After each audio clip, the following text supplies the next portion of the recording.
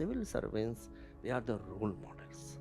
People look at the civil servants. So when you become the civil servants, show them the importance of women in the house.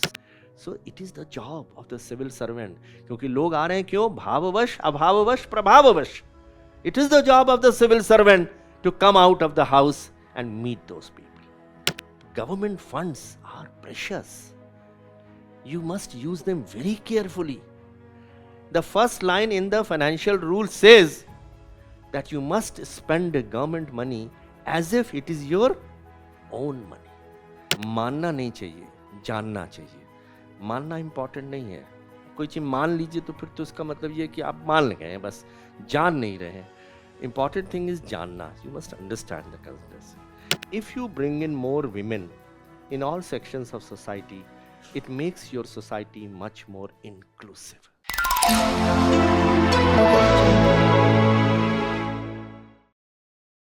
Overwhelmed by the vast UPSC syllabus, it's time to transform that stress into strategy with our all-in-one GS Foundation course. Break down every subject from prelims and mains to CSAT and essay and demystify current affairs through PT 365 and mains 365. At Vision IS Delhi, we are more than just educators. We are your mentors on the path to success. Here's how we empower your UPSC journey. Complete syllabus mastery. Get a step-by-step roadmap covering every topic you need to conquer the exam. Simplified current affairs. Stay ahead with sessions that turn complex news into clear, actionable insights. Tailored mentorship. Enjoy personalized one-on-one guidance to sharpen your strengths and overcome your challenges. Continuous progress tracking. Regular tests and detailed feedback ensure you are always moving forward. Your dream of joining the civil services is within reach. With our expert faculty and proven strategies, every lecture, every discussion, and every practice test is designed to build your confidence and competence. Batches starting from 4th March at 2 p.m., 25th Feb at 5 p.m., and 21st Feb at 11 a.m. at Karol Bagh, and 25th Feb at 6 p.m. at GTB Nagar. To know more, visit our website or call us on the given numbers. Online classes offer convenience, but serious aspirants know that UPSC success demands structure, focus, and personal support, found only in physical classrooms. Classroom learning enables real-time interaction, ensuring no question goes unanswered. This immediate feedback fosters a deeper understanding and builds confidence. After-class interactions with faculty turns doubts into discussions and guidance into growth. These personal moments are the stepping stones to your UPSC success. Peer discussions in classrooms foster collaboration, critical thinking, and camaraderie, qualities essential for UPSC success. Classroom tests mirrors the intensity of the UPSC exam with real-time supervision and in-depth evaluations. Every test becomes a learning experience. Mock interviews in classrooms recreate the pressure of UPSC interviews. With constructive feedback, aspirants refine their responses and build confidence for the real test. A structured environment keeps you disciplined and focused. With fixed schedules and personal accountability, classrooms ensure you stay on track. Faculty members regularly interact with their peers, ensuring students get diverse perspectives on complex subjects. This enriches the learning process and keeps the curriculum dynamic and relevant. Classrooms don't just teach, they inspire. Step into the world with confidence and turn dreams into milestones.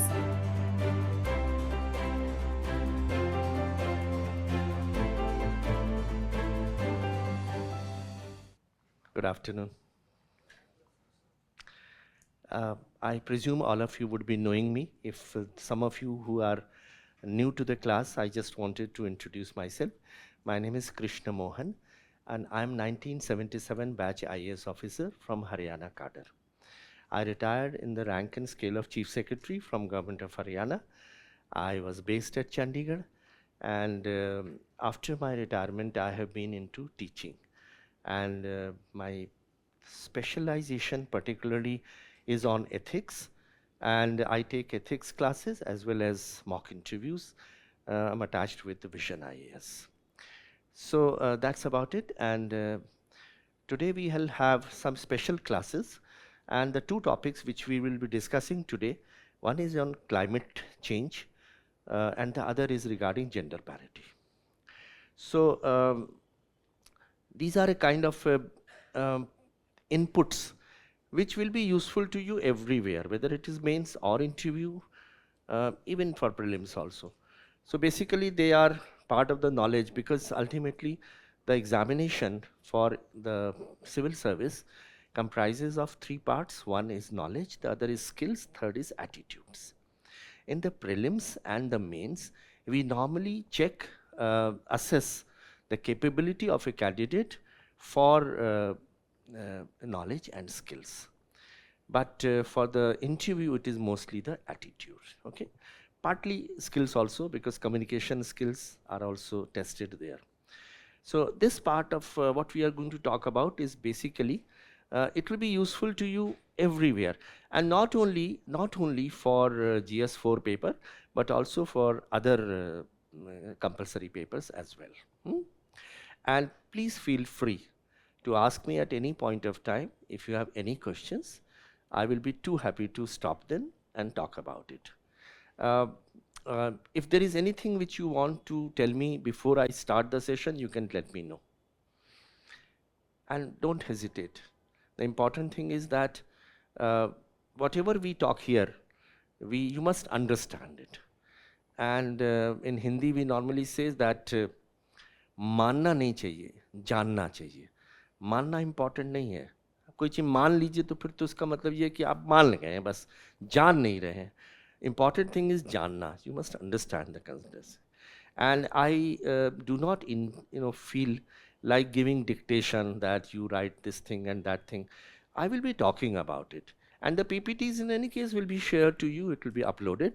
And the basic thing is that here you should be present mentally, and you can ask me any questions on the topic. The two topics which are important, they are the buzzwords, they are the sunrise areas, and one is climate change and the other is gender parity. Okay, so shall we start? Right. So first of all, gender equity in public service. So the important terms here are gender equity, public service. What are the challenges? Now we normally use two words. One is called sex, the other is called gender. Sex is determined at birth, gender is determined by the society. And we are normally called as male and female, and the ideas are known as masculine and feminine. But the ideas masculine and feminine are framed by the society. But male and female is determined by the nature, that is at the time of birth. The important thing you must remember is that you may be a male, but your ideas must be feminine. You must give the necessary respect, parity, importance to the females. And that is why the governments all over the world, they have realized that it is important to provide equity to the women, because women are 50% of the entire world population, but the women face discrimination right from the birth to the grave. That is why it is called from cradle to grave. Cradle when they are born, till grave till they pass away from this earth. So they are discriminated. Let us accept that they are discriminated. There is no doubt about it. Right from the beginning they are discriminated, because there are sex determination tests and people give more weightage to a son rather than a daughter. And as she grows old, again discrimination. If the family does not have sufficient funds, money, then the daughter will go to a sarkari school and the son will go to a convent school. The son gets the best food and the daughter does not get the best food. Similarly, if there is only one air conditioner, the air conditioner will be fitted in the son's room. I'm telling you the facts of life, and I'm not saying that everywhere it happens. Everywhere it does not happen, but it is generally a way of life which happens, that women are discriminated. And a small child, when he was asked in Africa, very small child, कि supposing there is a paucity of food in the house, घर में खाने की कमी हो, तो कौन sacrifice करेगा? And he first tutored, trained like this. He said, sacrifice. My mother will sacrifice or my sister will sacrifice. He didn't say my father will sacrifice or I will sacrifice. Because that is the kind of thing which we have pumped into the minds of the people. It's a patriarchal society. And therefore, all of you, my humble submission to all of you is, when you will be holding the reins of your family, you should start treating all the men and the women equally. So this is gender parity. We will be talking here. And this is the table of content. The first slide which we always show is what we are going to talk about in the next about 1.5 hours. So we will talk about definition of gender parity in public service. Public service means the service for which you are aspiring, which is the civil service or the public service. So how should we maintain gender parity in civil service or public service? Okay. And there are discrimination. Can you tell me what are the discrimination which happen in the public service? From your general knowledge, I'm sure you know. Yes, correct. Discrimination. They are not given the best postings. I remember the state to which I belong, my cadre is Haryana. For many years, the women IAS officers were not given the charge of collectorship. The collector of the district or the district magistrate, who is the district officer, only men folk were given the charge of the collector. And the important departments like urban development, home, excise, they were all given to male officers. And women officers were given postings like women and child development, social welfare, backward classes department, scheduled classes department. So this is how discrimination happens against the women even in public service. Imagine in government also this happens. So we are going to talk about what is the definition and its importance of gender equity. What is equity, by the way? Tell me, what is equity?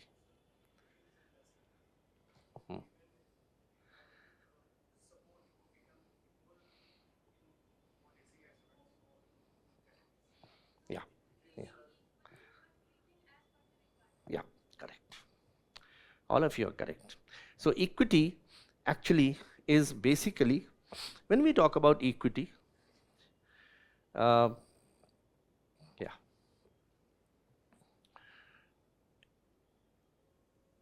let me show you a small 4-quadrant depiction as to what is citizen-centric administration. All of you, when you will become IAS officers or civil servants, you will be looking after the citizen of this country.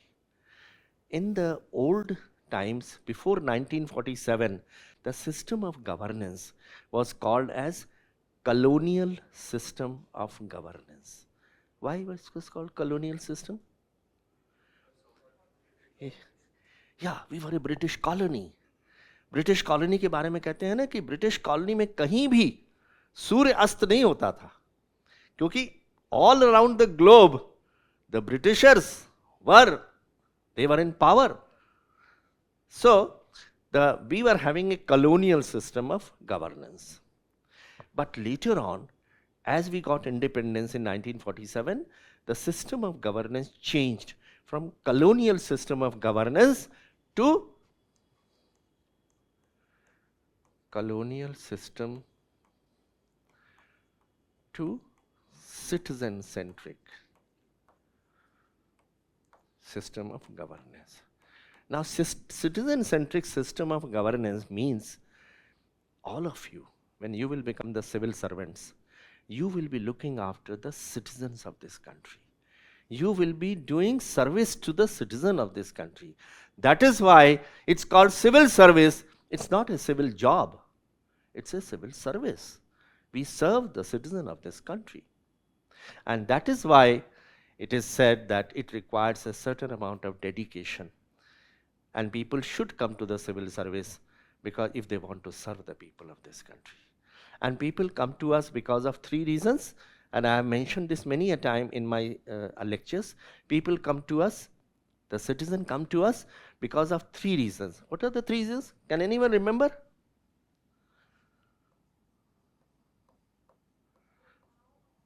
Yeah, absolutely correct. Bhavavash, Abhavavash, or Prabhavavash. People have, they respect us bhavavash, श्रद्धा भाव है. अभाव है, किसी को caste certificate चाहिए, किसी को income certificate चाहिए, किसी को कोई सर्टिफिकेट चाहिए, अभाव है ना, उस अभाव की पूर्ति के लिए आएंगे ना. You go to the government offices, why? To get a license, to get a ration card, to get something like driving license, registration of your vehicle. अभाव है. और प्रभाव है. Civil servants have an influence. That is why people come to us. So when they come to us for some work, we must take care that we serve them. That is why we are called as a public servant. Okay, right. So the 4 quadrants of citizen-centric governance, one is called ethos. Ethos what? Ethos of service to the citizen. Ethos of service to citizen.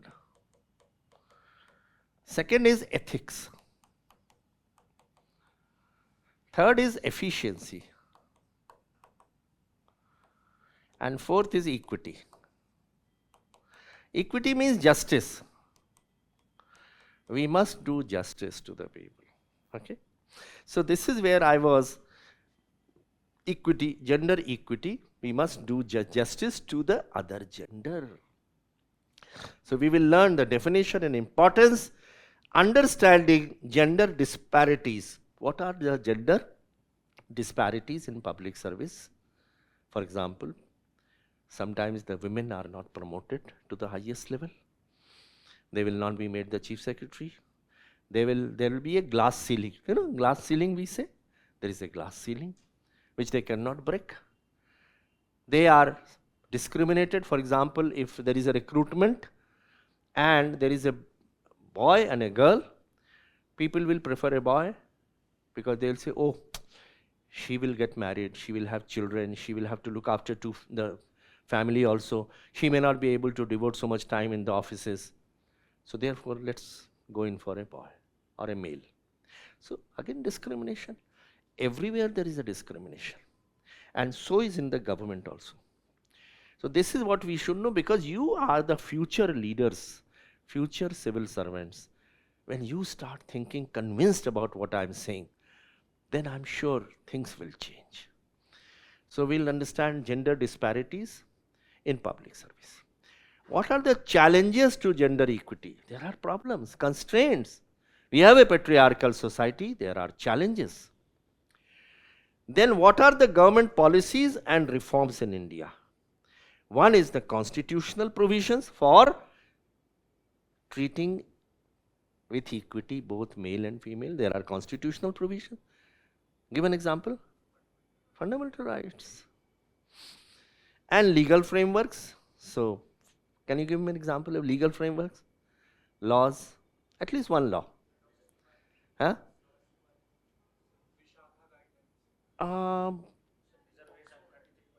Okay. Yeah. All the 3 of you are correct.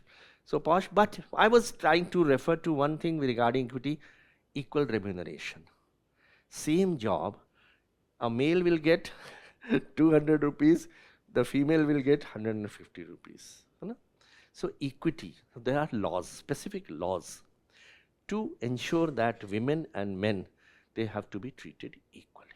So there are constitutional provision, there are specific laws. Laws which you have just now said, domestic violence and POSH Act and reservation, etc., everything. So this is what we will learn. And women's representation and reservation policies. What are the policies? Where do we have reservation for women? Panchayati Raj, which is called as municipal corporation also. So the local body institutions, at village level and at urban areas. We have reservation. Administrative measures which have been taken by the government, institutional reforms for gender equity, technology and gender equity in public service, and lastly, future, the way forward. Way forward is, what do we see in future? How do we think that things will shape for the betterment of the women? Okay. So let's proceed to the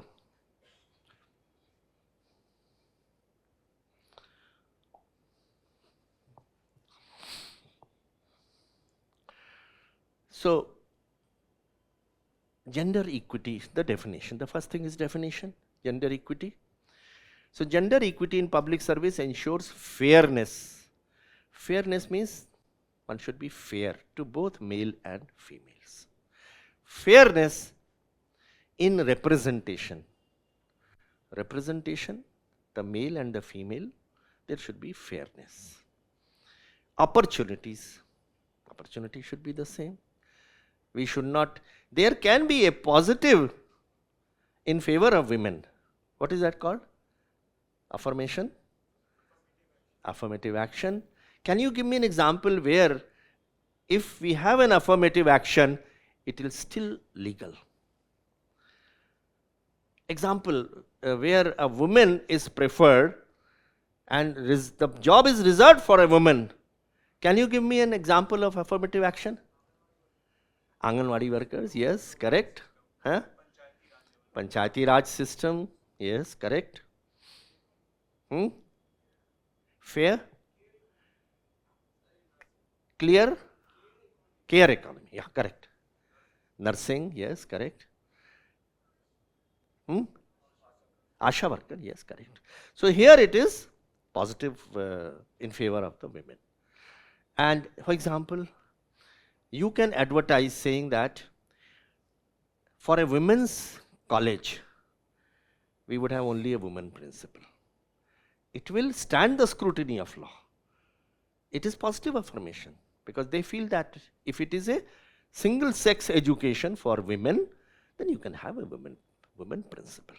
Similarly, in the hospital, supposing it's a gynecological ward, you can put a condition, only women will be, the women nurses will be there. Okay. So positive affirmation in favor of women can be made, but otherwise they should not be discriminated against the men folk. Is it clear? No. So gender equity in public service. Actually, one can speak for hours on this, but yes.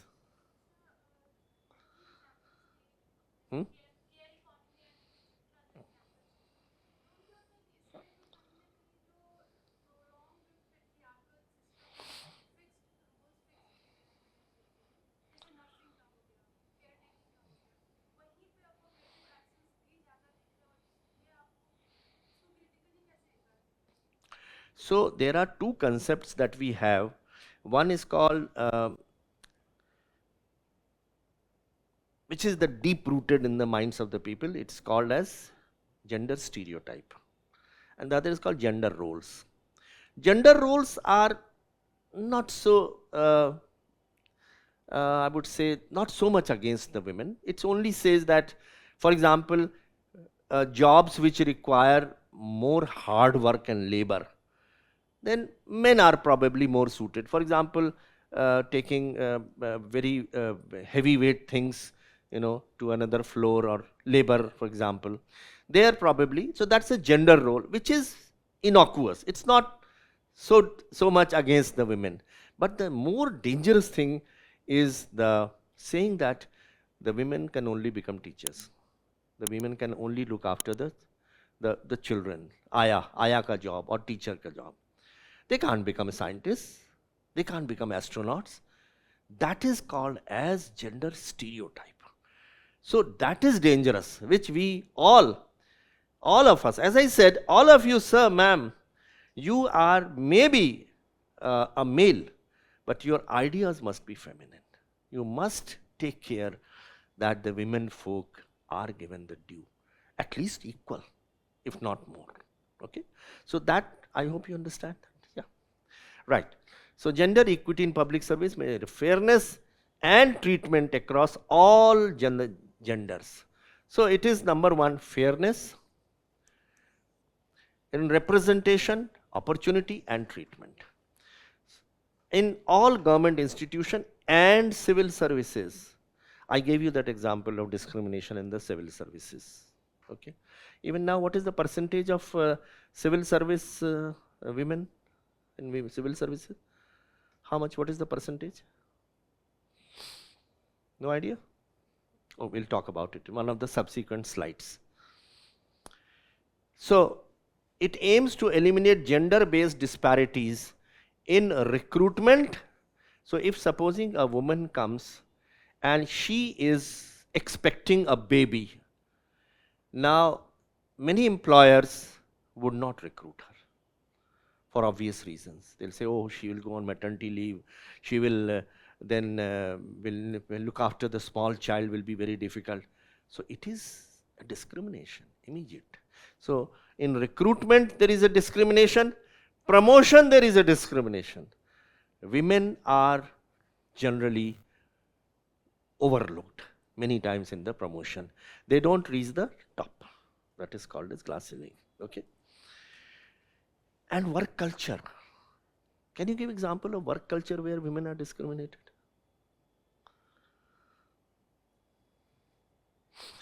Look, remember one thing, and which I tell all, that whenever you are facing an examination, in the interview, for example, mock interviews are going on right now, those who have qualified the mains, and I always say, your answer should always be supplemented by examples. Whenever you have to write an answer, always write one example. So can you give me one example where discrimination is done in work culture? Yes, yes. So, for example, creches are not there, and then there are some special problems for women. They have to be taken care of. Nowadays, we are talking about period leave. That is also gaining a lot of. So there are specific things, and you have to care for them, isn't it? And it is the job of the employer to take care of the women folk, because they are in no way inferior to the male folk. And that is a policy which will start at home only. When you start, number one, thinking that a daughter is, if not more loving, probably daughters are more loving than the sons. I'm not passing any value judgment. Sons are also very loving, but daughters are more loving, particularly to the father. So unless and until the father and the mother start from the very first day that they should not discriminate amongst sons and daughters, only otherwise it will continue like this. So all of you will become ultimately part of the family or part of the civil service.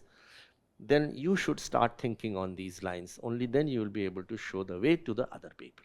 Okay. So this is what definition. Importance. Greater representation of women in bureaucracy and decision making leads to a more responsive policies and better public trust. People are able to trust more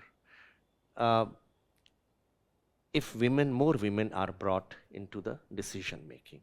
And that is why, if you see, what is that amendment which was made in the Companies Act 2013?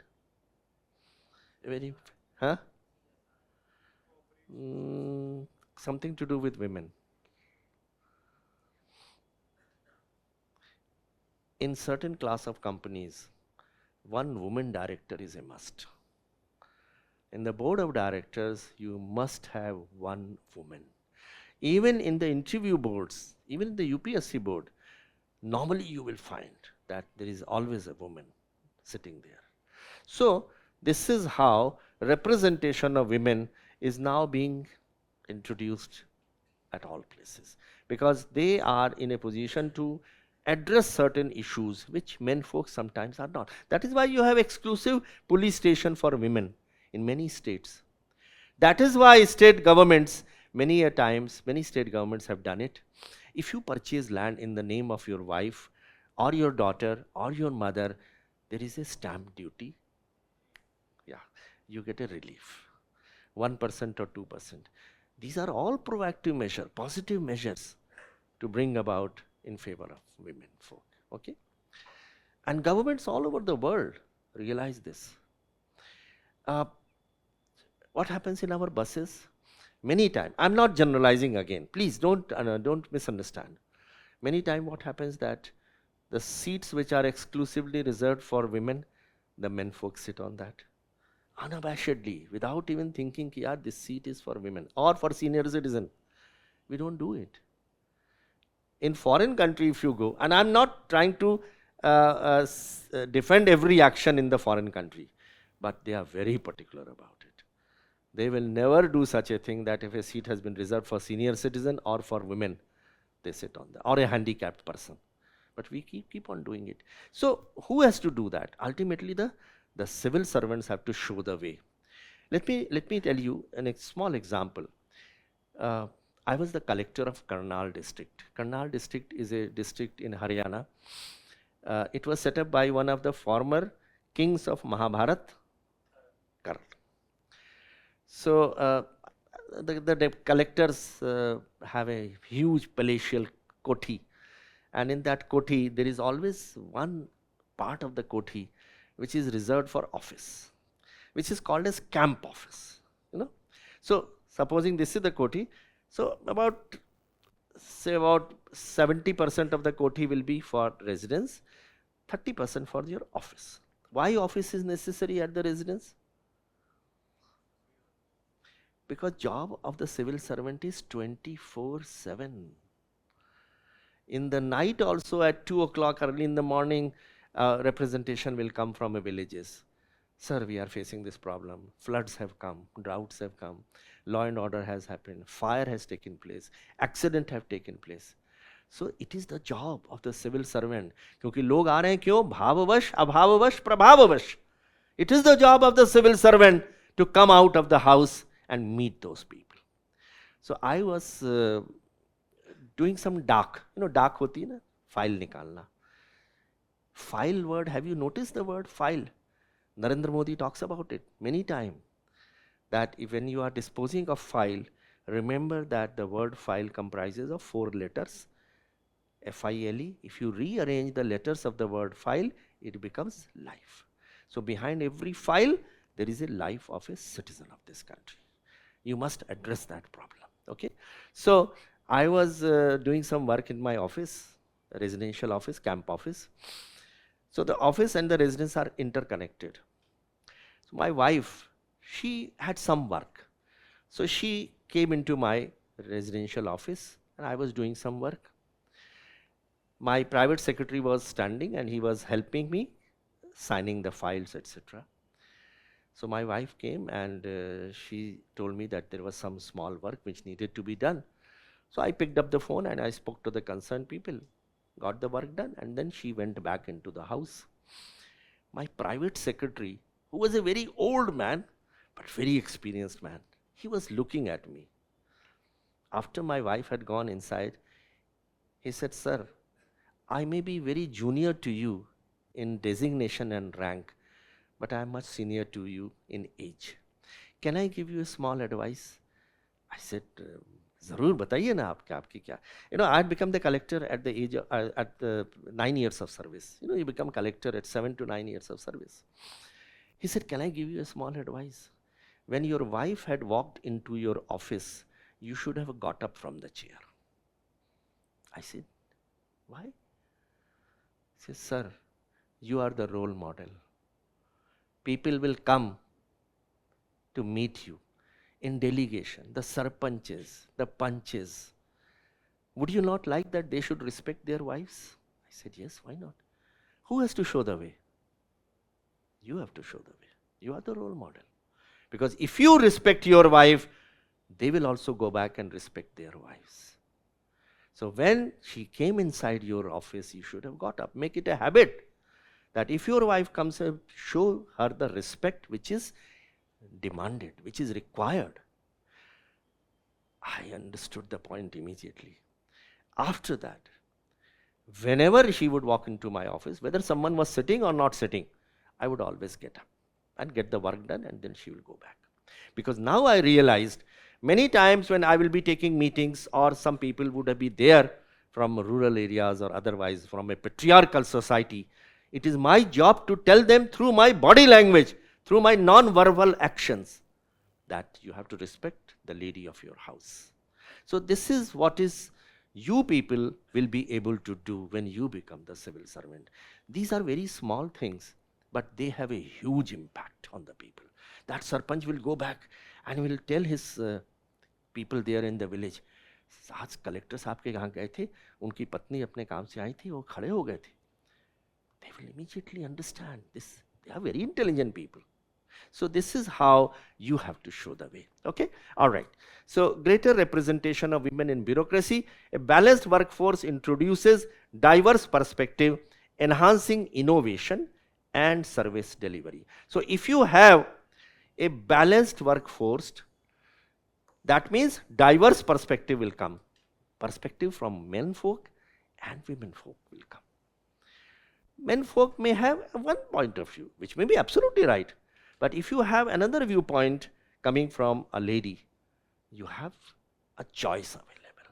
So therefore, a woman will be able to look it from many other points of view: empathy, compassion, sympathy, help. A menfolk may have rationality, objectivity. When you combine both these things, you will be in a position to have a better judgment. So therefore, it is necessary that diverse perspective come. And that helps in innovation, service delivery, because you have a different viewpoint. You can bring it some new things. Innovation is new.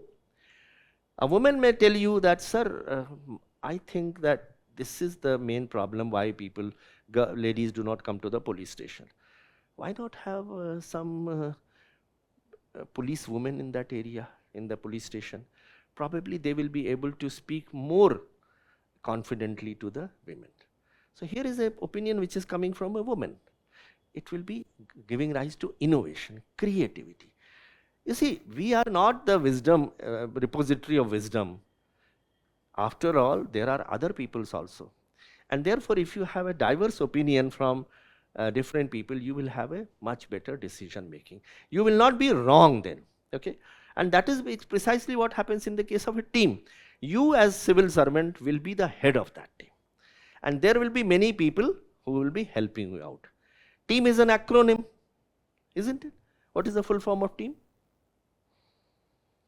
Team, T-E-A-M.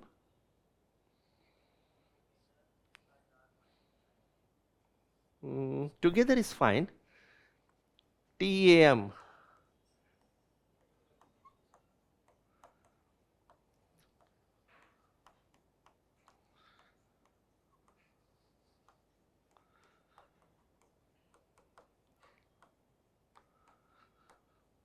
This is team. Together everyone achieves more.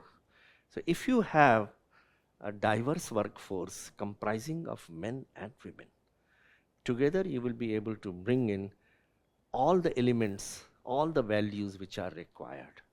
Because women are particularly have some values in them. Men folk have got different values. When you combine them, then you can bring in a lot of innovation in your decision making. It aligns with public service ethics. Which are the public service ethics? Equality, fairness, and justice. I was telling you that equity, ethics, efficiency, and ethos. So when you bring in gender parity or gender equity or gender justice, then the decision making is fair. People have trust, you have justice. That element is lacking if you have only a men force, isn't it? So only men may not provide always, so therefore women. It aligns with SDGs. SDG 5 is gender equality. And every country, and this is one question which I often ask in the mock interviews and also when I was in the UPSC. What are the SDG goals? how India is faring in those SDG goals. Prepare on the SDG goals, MDG goals, okay?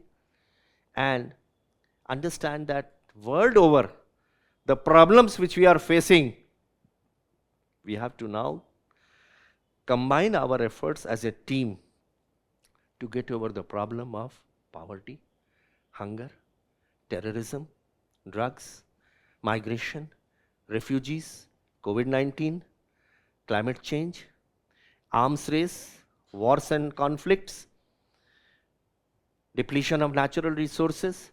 There are so many global problems which you are facing, and all of them have to be solved by working like a team. All the nations must come together, apply their minds together to get over those problems. That is why one of the Secretary Generals of United Nations, his name was Kofi Annan. I'm sure some of you might have heard Kofi Annan. And he said some beautiful line, a quote, and I quote, he said, "Problems without passports require solutions without passports." Meaning thereby, nowadays the problems which we are being faced at the global level, they don't require passports to travel from one country to another. COVID-19 को कोई passport की जरूरत थी? It traveled from China to all the countries in the world. So the problems, terrorism, drugs, they don't require passports. So problems without passports require solutions without passports. That means we have to combine our heads, all countries, irrespective of boundaries, we have to look for solutions. Okay? So this is SDG, and SDG 16 is peace, justice and strong institution. In the Indian context, Article 16 guarantees equal opportunity in public employment. You are aware about it. The Civil Service Code of Conduct prohibits discrimination, making gender equity both a legal and moral imperative. So the code of conduct, in the case of civil servants, we have a code of conduct. Can you give some examples of code of conduct? Come on, which we have to follow? Yeah, integrity, absolutely right, integrity. Uniform Civil Code. But UCC right now is only in one state right now. For example, you cannot be a member of a political party. A civil servant cannot be a member of a political party. You cannot go and attend the political rallies. You cannot collect funds for yourself. You cannot employ your relation in a company which is having direct dealings with you. You cannot have more than one wife living. So there are many code of conduct which you have to follow. And if you don't follow, you can be proceeded against. Okay? So therefore, the code of conduct also says, posh, there is separate law. But in the code of conduct also, there is a provision which says that you cannot harass. Sexual harassment is a breach of code of conduct. You can be proceeded against. You can be charge sheeted if you harass sexually a woman at the workforce. So this is, all these things have been included. Okay, so let's proceed further.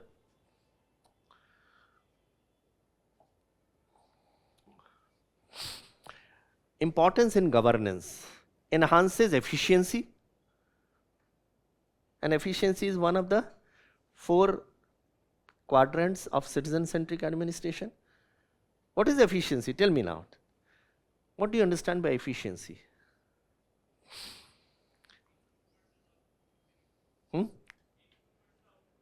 Correct. Efficiency means with minimum resources, maximum output. Because government funds are precious. You must use them very carefully. The first line in the financial rule says that you must spend the government money as if it is your own money. The kind of prudence that you exercise when you spend your own money, you should exercise the same prudence when you are spending the government money. So therefore, efficiency is basically output oriented. So,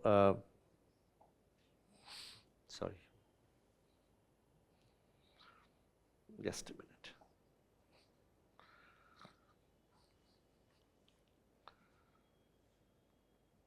Yeah. Efficiency is output versus input. What are the 8 pillars of good governance? Tell me now. Can you tell me what are the 8 pillars of good governance? Huh? All right. Transparency. Then accountability. Then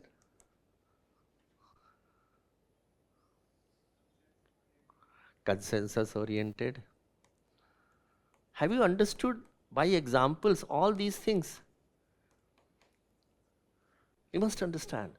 These are the words, if you use in your answers, they will make your answer very effective. What others? Huh? Inclusivity. Then participatory.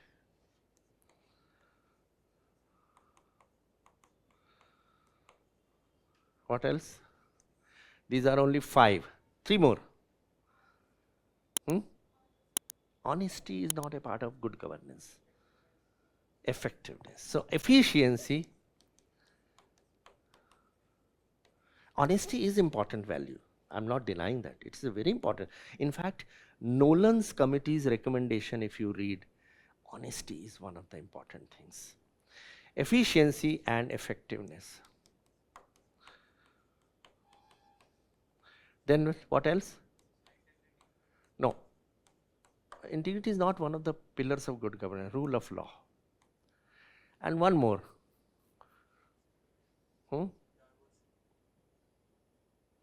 It's called responsiveness. You have to be responsive to the people, because people will come for bhavavash, abhavavash, prabhavavash. You have to respond to them. You must hear their grievances. They will come at any point of time.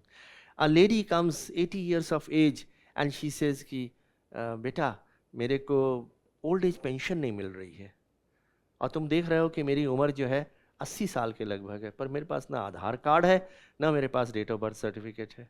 What will you do? The rules say that. But here you have to bring in the element of empathy and compassion. How will you do that?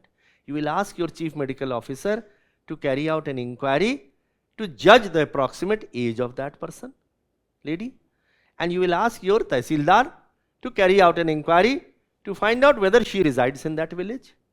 With these 2 reports, armed with these reports, you will grant her this. So this is what is required. And this civil servant, and I ask this question always, why civil service? Why do you want to come to civil service? And some people, say,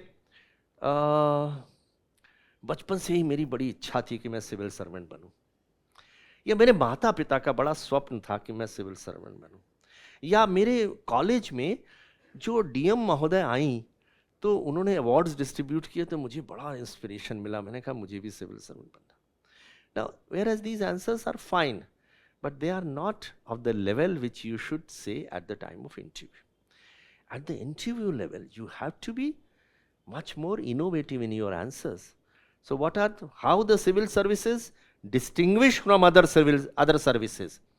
An engineer also serves the society. A doctor also does that. But a civil servant service is unique in many ways. Number 1, it provides leadership positions at a very young age. You become an SDM at the age of 23. You become collector at the age of 27. So leadership position at a very young age, which you do not get in other cities. Number 2, diversity of job. You get, for 3 years you will serve in agriculture, 4 years in transport, then forest, then environment. Diversity. If you are a doctor, you will remain a doctor. If you are an agriculture officer, you remain agriculture officer. If you are an engineer, you will remain an engineer. But civil service will provide you the diversity. Number 3, it helps you in being part of the public policy cycle. Public policy cycle means You identify the problems of the people, you find their solutions, you make policies, you implement policies, you make them into law, you evaluate the policy. So the entire cycle, in 35 years of service, you will be moving in a cycle. Every job will be done by you.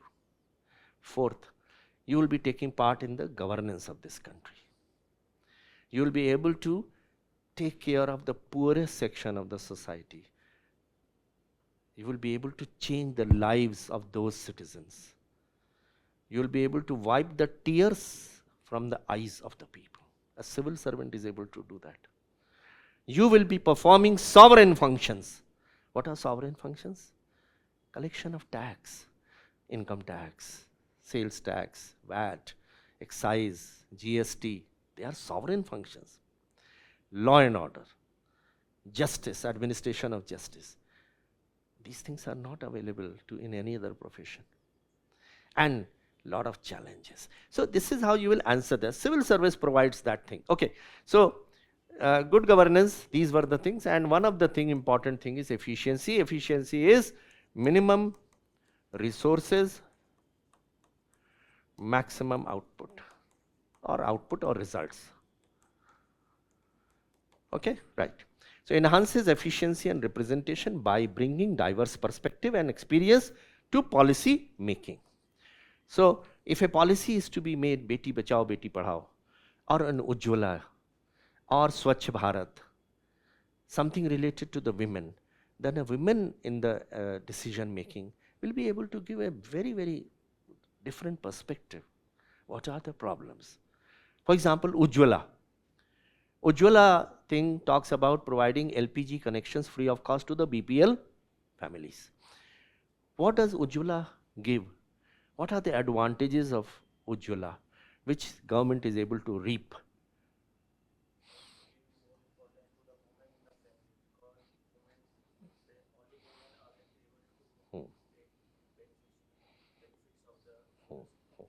So it gives a certain amount of prestige and honor to the women in the family. Number 2, health factor. So the eyes, they start watering. If you use firewood, आँखों से पानी निकलता है, आँख खराब हो जाती है.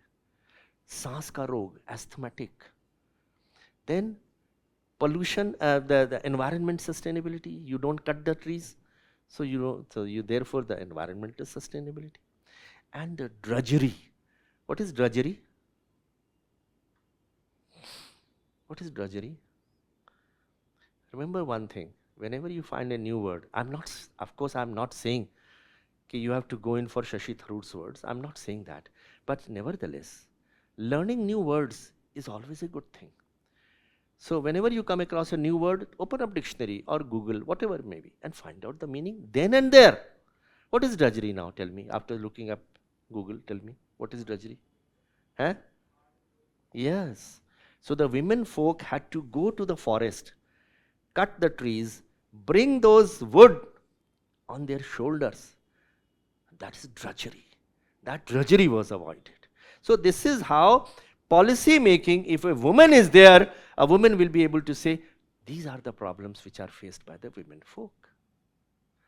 So there will be an better, this leads to more inclusive and effective governance. So more inclusive, better addressing the needs of all citizens. Women police station, that is why they are made, isn't it? And women's participation in decision making role is vital for good governance. Studies have shown that increased female participation in governance leads to better policy outcomes. There is no doubt about it. It also strengthens democratic principles by ensuring that all segments of society are represented. Because women, firstly, they don't only take care of their own family, but another family also. They represent the senior citizen, they represent the children, they represent the men folk also. They have multifaceted aspects. So they are in a position to view it from different angles. Decision making is much better. We are talking, for the moment, don't think I'm trying to say that men folk are in any way inferior. Men folk are very, there's no doubt about it, very intelligent. But what I'm trying to say is, if men folk choose to bring in the element of the advice of the women folk, whether in decision making or in the family also, the decisions are much more correct. Because women folk sometimes have the sixth sense, which men do not have. And therefore, this element, the decision making is more inclusive. And where was inclusive? Inclusivity is in good governance. Inclusivity के लिए प्रधानमंत्री ने क्या नारा दिया? सबका साथ, सबका विकास, सबका विश्वास, सबका प्रयास. That is inclusivity, isn't it? So, men, women, senior citizen, children, scheduled caste, scheduled tribes, backward classes, economically weaker sections, the handicapped, all of them have to be taken along. Ratan Tata also said that, na? If you want to move fast, go alone. But if you want to move far, take everyone along. And in a family, what is taking everyone along? Caring for the parents, caring for the grandparents, caring for the domestic servants, caring for your mom, caring for your grandmother. These are the inclusivity things. And in the office workforce, you must care for women, scheduled caste, scheduled tribe, all other sections of society. Right. So all the society segments are represented. SDG goal 5, we have already said, gender equality and women's empowerment is not only a standalone goal, but also a cross-cutting imperative for achieving all other SDGs. So SDG 5, if you bring in element of women participation, it also helps in achieving other SDGs. So have a look at it. That is not a standalone. What is standalone?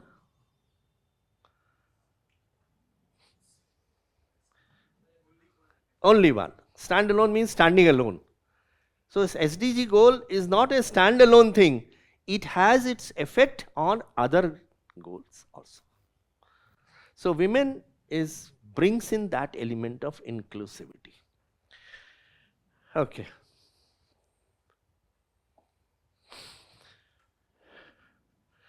So understanding global disparities in public service, global and India's. Women hold 26% of parliamentary seats worldwide. Parliamentary seats means MLAs, MPs. Which is that country which has got maximum legislatures? Rwanda. Rwanda is that country which has got maximum number of legislators. So women hold 26% of this. Nordic countries lead in gender equity, 40% this. India's women in Lok Sabha 15%, 2004 में 11% थी, very slow progress. Women IAS officers only 21.9%. Women in state assemblies less than 10%. Leadership gaps are also there. Women hold less than 14% of secretary level positions in central government. Secretaries are the topmost position? Yes.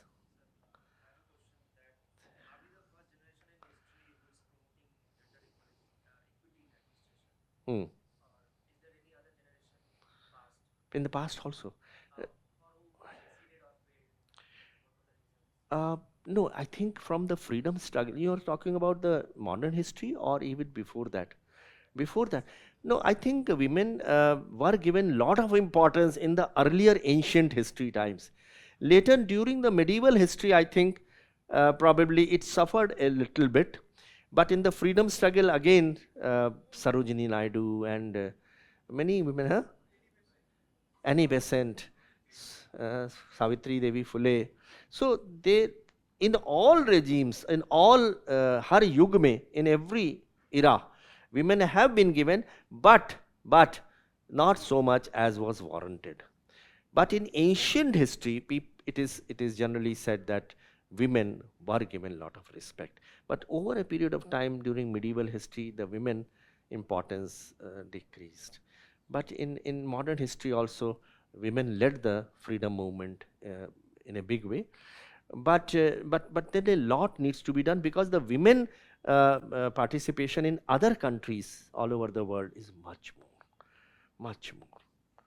So therefore, your question is absolutely relevant, that what happened in the past. Yes, if you look up Google also, you will find out in different parts of our history how the women, the importance of women was there. It has been there, but not as much. That is why nowadays more and more schemes are centered around the women folk. If you look, and this again is a question which I always say, you must prepare. Post 2014 also, many programs have been launched, schemes for the women folk by this present government. You must prepare them for your mains as well as for an interview. What has been done by the present government? Okay. Yeah. Okay. So only 2 of 36 state chief secretaries are women. It may be 2 or 3. Sometimes, it keeps on, because people keep on retiring.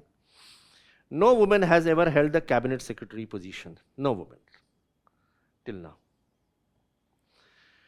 These data underscore the continued gender gap in both political representation as well as in the bureaucratic leadership.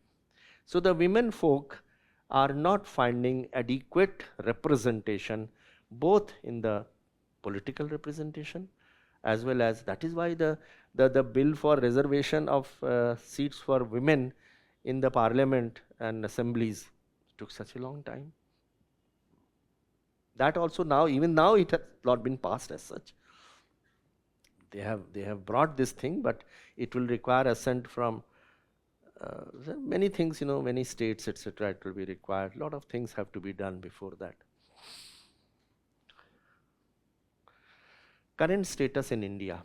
While India has made some progress in increasing women's representation in certain section of the bureaucracy, judiciary, and even the judges also, there are very few women judges. Significant disparities remain. Women are often underrepresented in the senior positions. So this is what is there. Women are underrepresented in senior leadership positions. And the Nari Shakti Vandan Adhiniyam is a very positive step. However, we must monitor the implementation of this act and ensure that it is effective. The representation of women varies significantly across different levels of government and regions. So in some states, for example, women IAS officers will be given very good postings, very important posting. In some other states, it will not be given. For example, those who were zamindari dominated state, patriarchal society, there the chief minister were very hesitant to give collectorship even to the women. They will say, शाम को हम अगर guest house आते हैं and we have to call the lady collector, it will be very difficult for her to come, late at night. So let's post only the men folk. This is the kind of thing which mindset which goes. See, it's another matter that women IAS officers, they are from their side, there is absolutely no hesitation in going and meeting but this is the perception. Things work on perception rather than anything else. So the representation act varies from place to place. It is important to look at the intersectionality of gender within other factors like caste and class, as those factors also affect representation. Class and caste, it varies. The importance of women in different castes varies, communities varies, religions varies. So we have to bring in a kind of understanding in all diverse fields, that let us understand the importance of women. Do you know that even the Supreme Court ruling says that a woman, if she is passing by a hotel and she wants drinking water or the washroom facilities, and the hotel, in big words it is written, right of admission reserved, but a woman can always enter any, even if it is a 5-star hotel, and demand as a matter of right water and washroom facilities. So that is the kind of thing. No woman can be arrested if she has committed a crime after 6 p.m. And she can only be arrested by a woman officer. She can file the FIR through email. So many such safeguards have been provided. There are many acts which have been done, POSH and domestic violence and dowry prohibition. It's another matter that there is violation. Child labor, for example, or child marriage, there is a violation. Even in Rajasthan, even now, child marriages take place. So, lot needs to be done for bringing women at par with the men.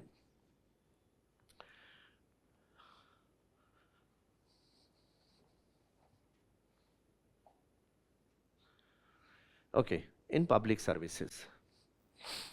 Civil services, IAS, IPS, IFS, IRS. While the number of women entering the civil services has steadily increased, but their overall representation remains significant below 30%. Ideally, it should be 50%, isn't it? There are 50% men and 50% women. So ideally, it should be 50%, but it has remained below 30%. And this disparity, glass ceiling effect, as you are aware, this is the word which we normally use, glass ceiling.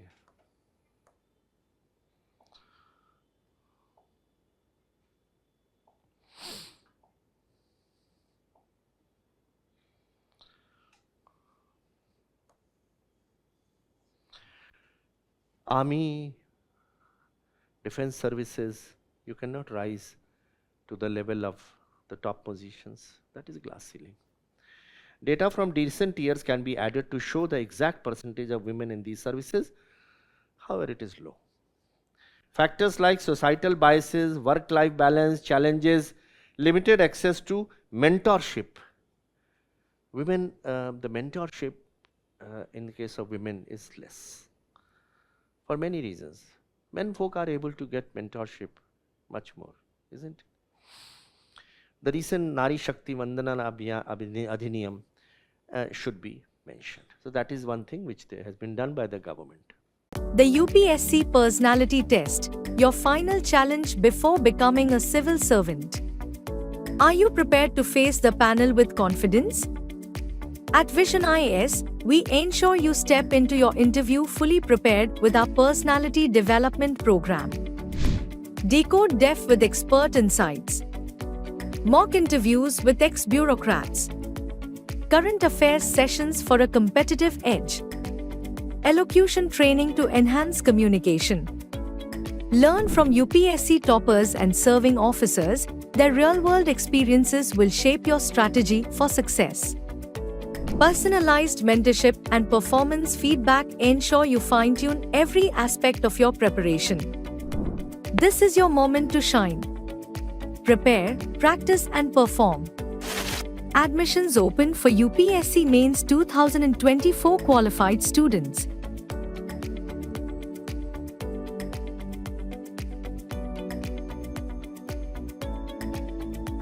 Does your current affairs preparation feel unorganized and scattered? Vision IAS Digital Current Affairs platform brings everything you need under one roof. Whether you are starting with the basics or looking to refine your preparation, Vision IAS Digital Current Affairs premium features include Vision Intelligence. Get AI-driven responses to your current affairs questions. Instant, syllabus-aligned and precise. Daily answer writing. Enhance your mains preparation with structured answer writing and expert feedback. Quick notes and highlights. Streamline your note-taking and create personalized revision materials for easy reference. And free features include daily news summaries. Stay updated with curated insights from trusted sources like The Hindu and Indian Express, saving you valuable time. Downloadable PDFs. Organize study materials efficiently for seamless revision. Daily quizzes. Sharpen your knowledge with MCQs that track your progress and reinforce learning. Student dashboard. Keep your preparation on track with a performance monitoring system. Visit our website to explore the features and get started today.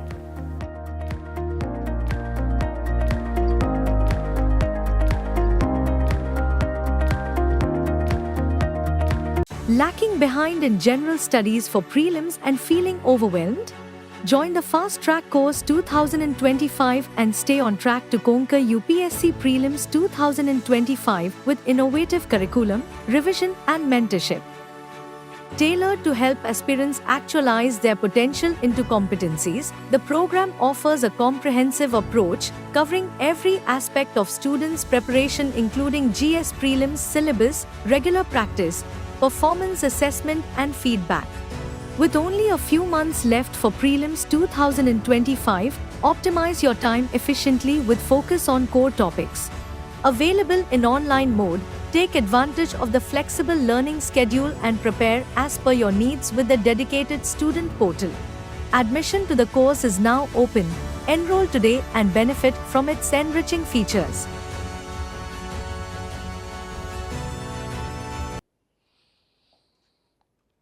If you have anything, any questions or any observations, please don't hesitate in doing so. Yes, sir.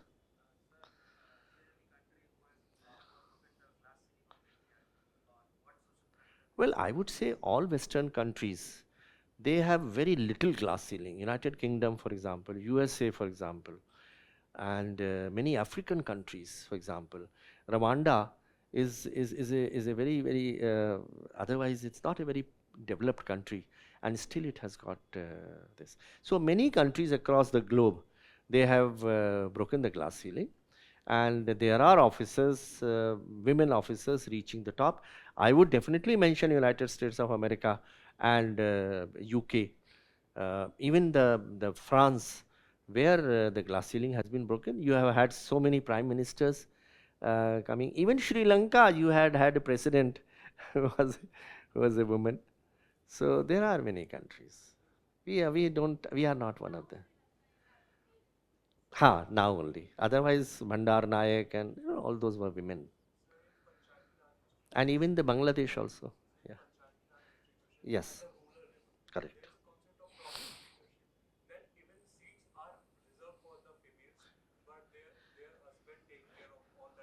Sarpanch Pati.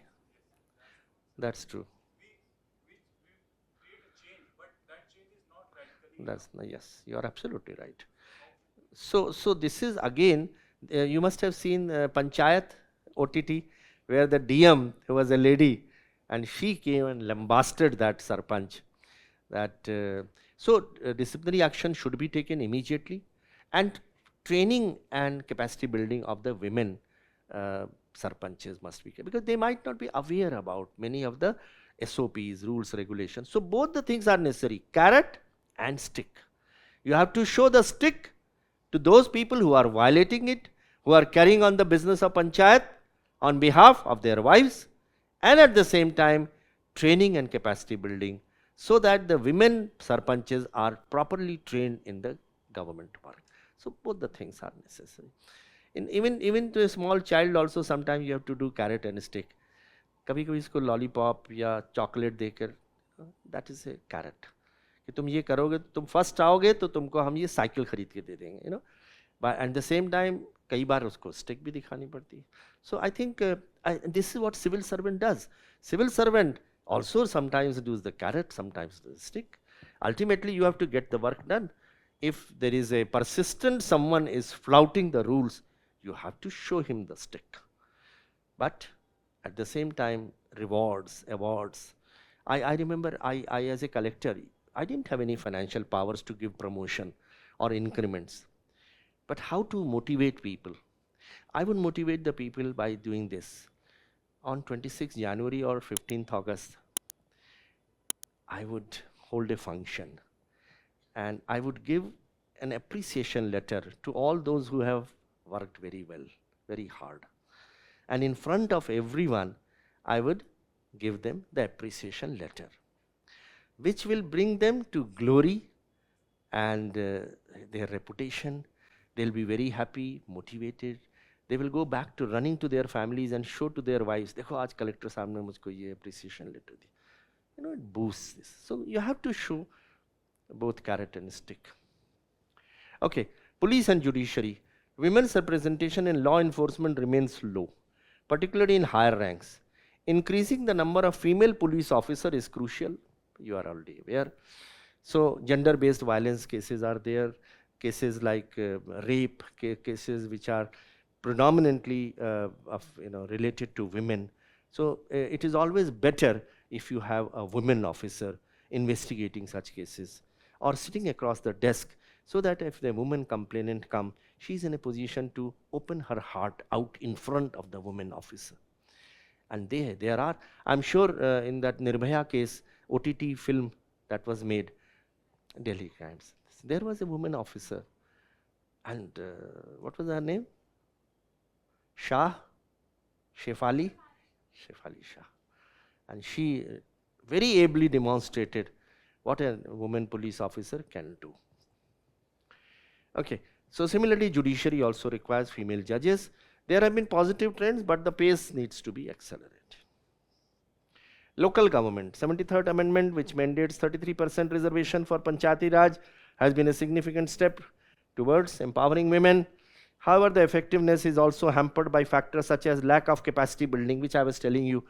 The women folk, they are not properly trained, so they are not in a position to get the, because ultimately in the women in the village you have to carry out development works, and a village development, the institutions, they are characterized by 4 F's. What are 4 F's? Funds, functions, functionaries, and freedom. So funds, function, functionaries, freedom, that is the 4F of the decentralized governance, which is 73rd Amendment. And similarly for urban local bodies also. So therefore the effectiveness is hampered by such factors where you have limited capacity building. That is why it is necessary as DM, when you will become the DM or the collector, you must carry out regular training camps for the women sarpanches and panches. The quality of participation is also important, and we must ensure that these women are able to fully participate, decision making. They should be able to speak vocally rather than just sitting there, and leaving everything to the men folk. They have to come forward. Otherwise, as I said, everyone is not forward looking in the male folk. There are some people who are very forward looking, but there are some who still believe that the place of the woman is behind the 4 walls of the house. So the quality of participation is also necessary. Addition of other public service areas. It is also required that in other services of the government also, we should include like scientific research, education, healthcare. That is where the gender stereotype comes, where they say, no, nurses, only the nurses and the teachers. The women's place is only in these. Others are men dominated thing. So you have to encourage, and the charity begins at home. So just to give a small example, and I'm not trying to say that I did it. Many people have done it. I have 2 daughters. One of them is in the civil services. The other is a vice president of a multinational. When my father-in-law passed away, so my wife was the only child of her parents. She did not have any brothers. And we come from a district which is known for a very conservative and traditional beliefs. It is called Varanasi. Varanasi has got dogmas and rituals.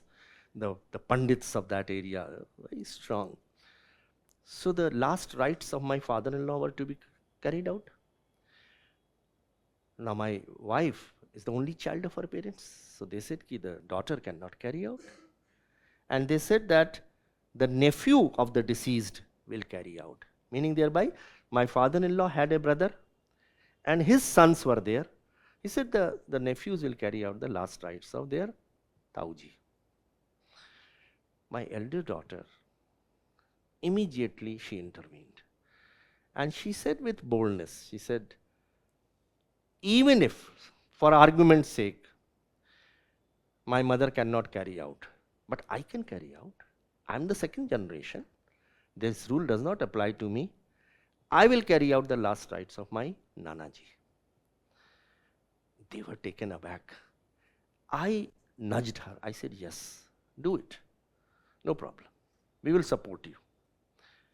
And she then the Pandits of that area, then they came to the conclusion, yes, all right, she will carry out. So my daughter carried out the last rites of her Nanaji.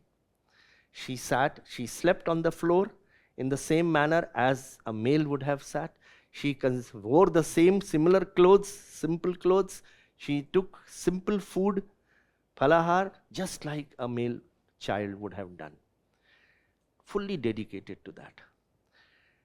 And then, because we supported it, we could have said, no, I think let the nephew carry it out. You have to show the way. All of you must show the way.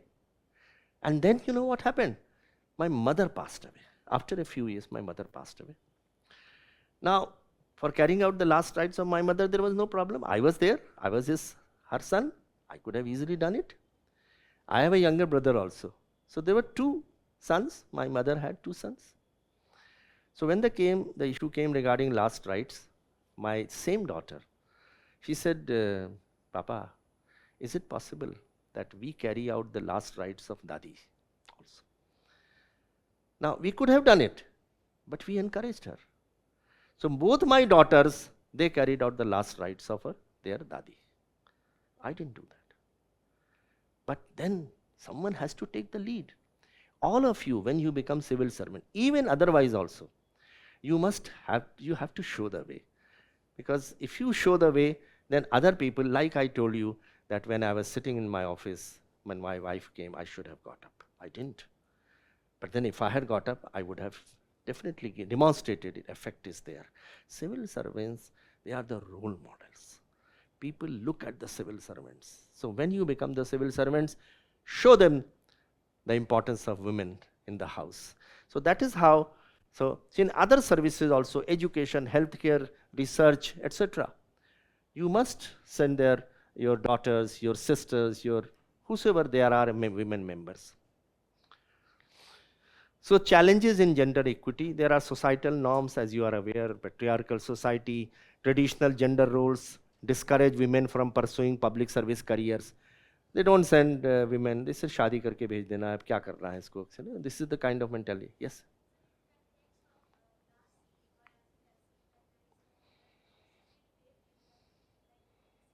Cabinet Secretary, yes, correct.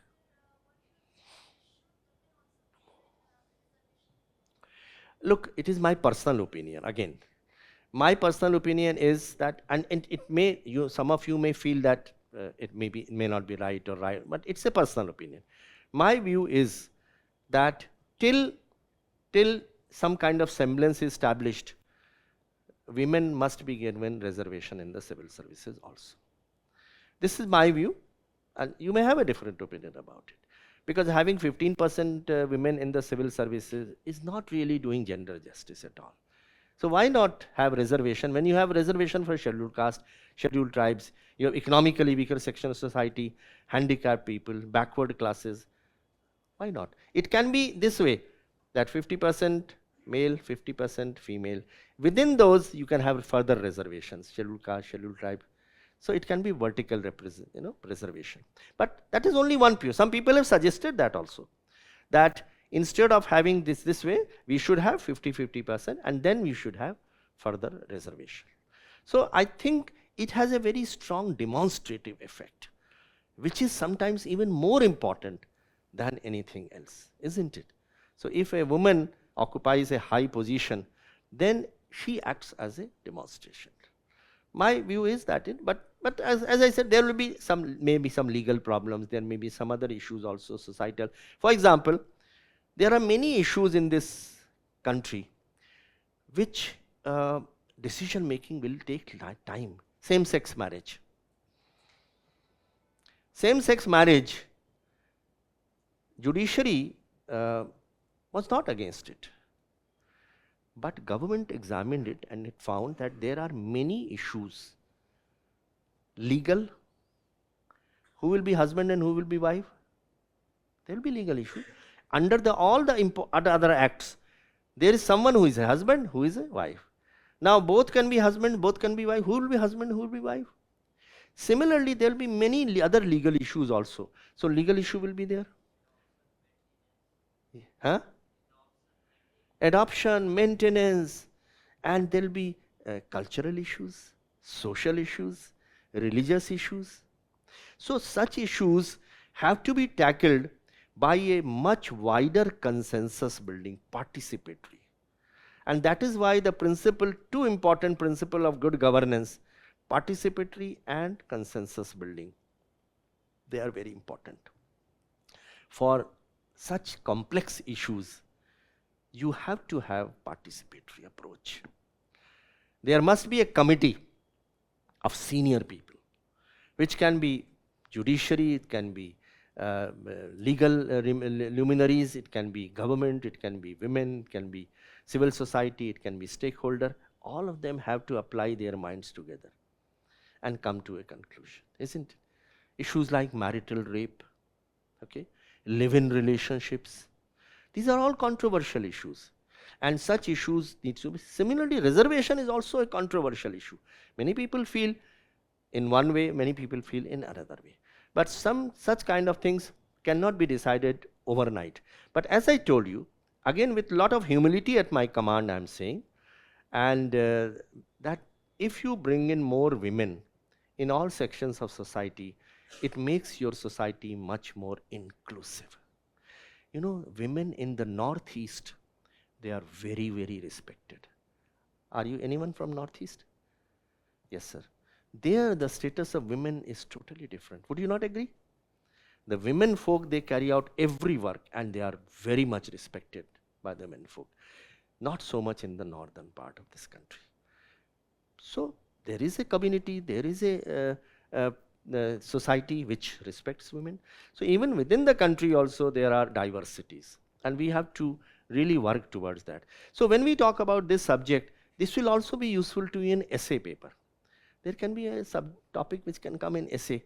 So prepare one good bank of quotes on various topics. Similarly, prepare terms and terminologies, definitions, say in ethics and other topics. And also prepare some of the important questions, issues which are there. Gender is one, climate change is another. So if you start working, 1.5 years preparation it requires, civil service, nothing more. If you work hard for 1.5 years, I can assure you, you will get through. Even if there is 14 lakh people who appear at the competitive examination, but everyone is not that serious. They are not. So if you are serious enough and you do a systematic study, I can assure you, you will get into one service or the other. It may not be IAS in the first instance. But then don't forget, and I keep on telling everyone, don't only fall for IAS. Every service is equally important. Indian Revenue Service, Audit and Account Service, Police Service, Railway Management Service, every service is equally good. You can reach the top position, that is Chief Secretary's grade, in all positions. You may not become the top because of, as I said, glass ceiling and patriarchy, but you will be able to reach the top position. So aim for civil service. I can assure you that people, when I see in the mock interview, people who have done 6 times they have appeared, and they still they keep on going, because civil service do provide that platform, no other service. अगले 500 साल तक civil service जितनी अच्छी service कोई नहीं होगी. It will remain the best service in the country. Prevent that. Okay. Societal norms. So people discourage women. Double burden of professional work and household responsibility. The woman has to cater to both the things, societal work, the household work also, and the workplace. Organizational biases, glass ceiling, male-dominated social networks, they have bias. Women officers are assigned social sector, I was telling you. Women child development, education, health, scheduled caste, scheduled tribe. They are not given important position like defense or home or urban development or finance, industry. They are generally taken by the male folk. And we have to change that, because women can also perform with the same finesse and same efficiency as the men folk. Women in leadership positions creates political discomfort.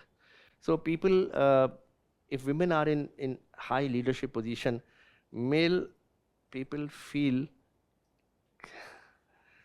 कि यार ये इस position पर तो हमें होना चाहिए था, mail, how can a woman occupy the leadership position?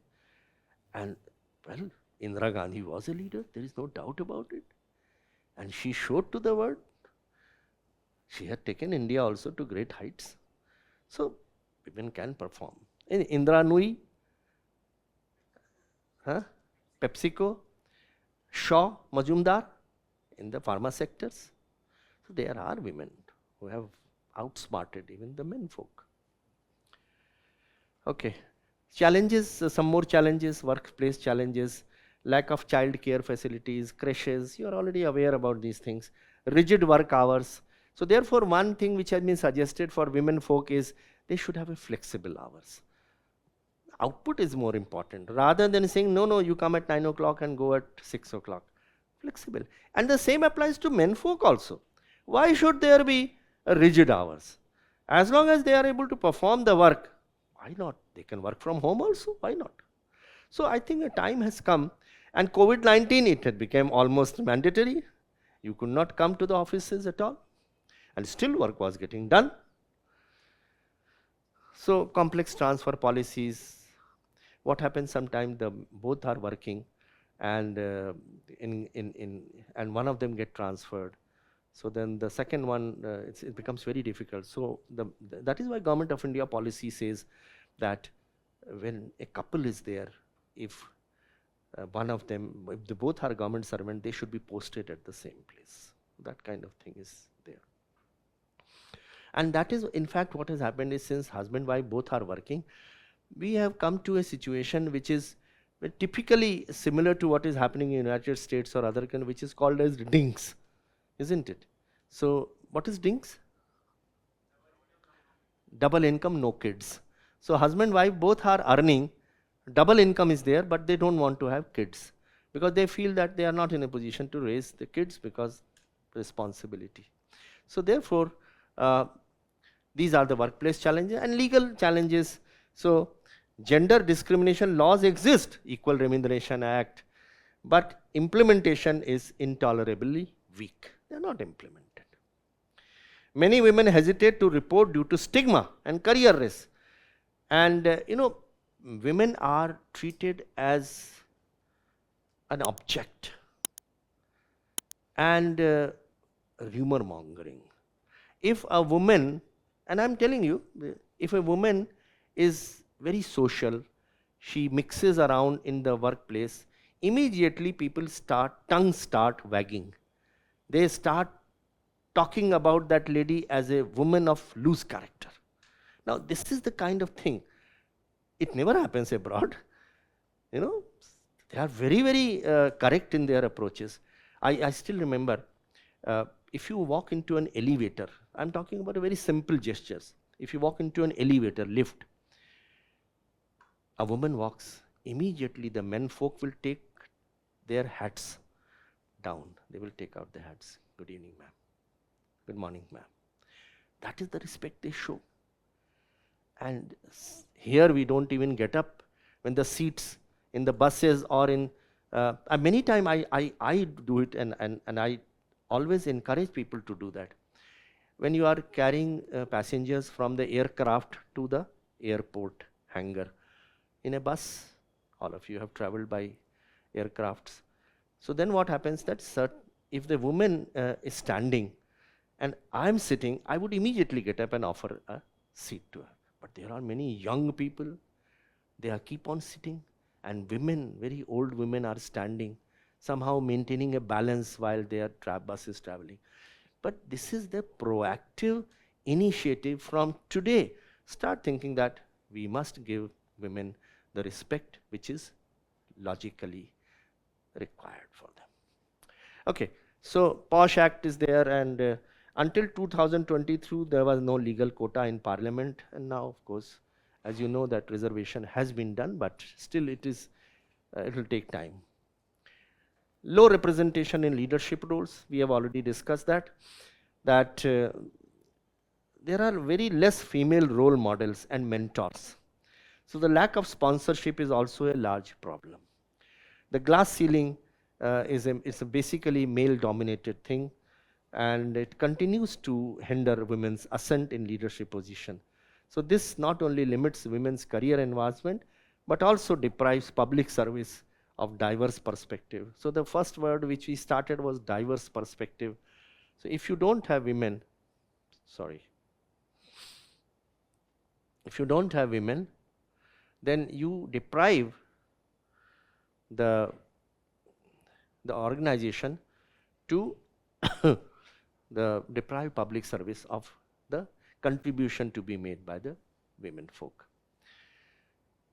And then there are workplace discrimination, persistent stereotype about men's, women's roles, abilities. We start doubting the abilities of women, and recruitment, promotion, and performance. So this is what happens. Any questions so far? Very interesting point. Yes, surely. Why not, sir?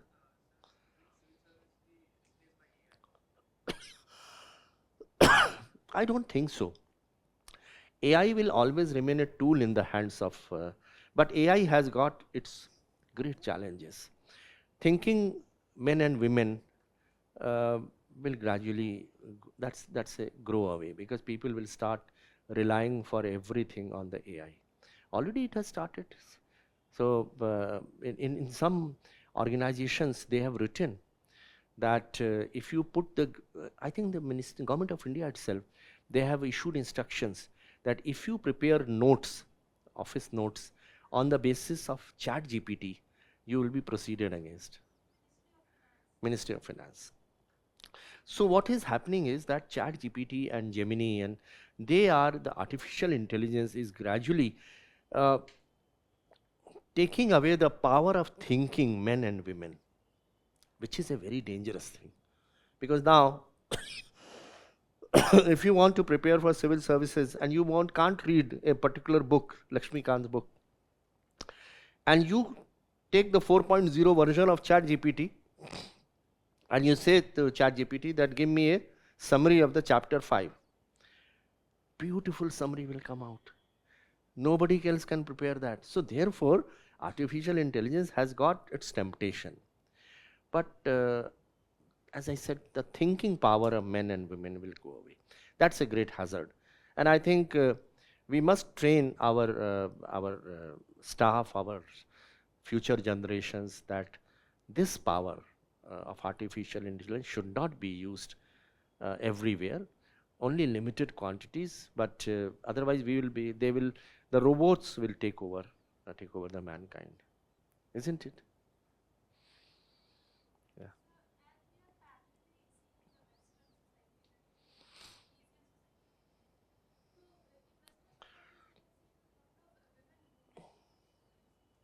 Women? Movements. Okay, yes. Yes, yes.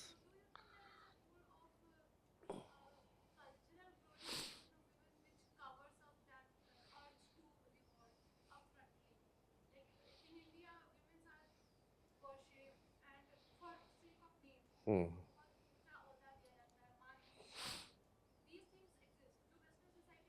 नहीं.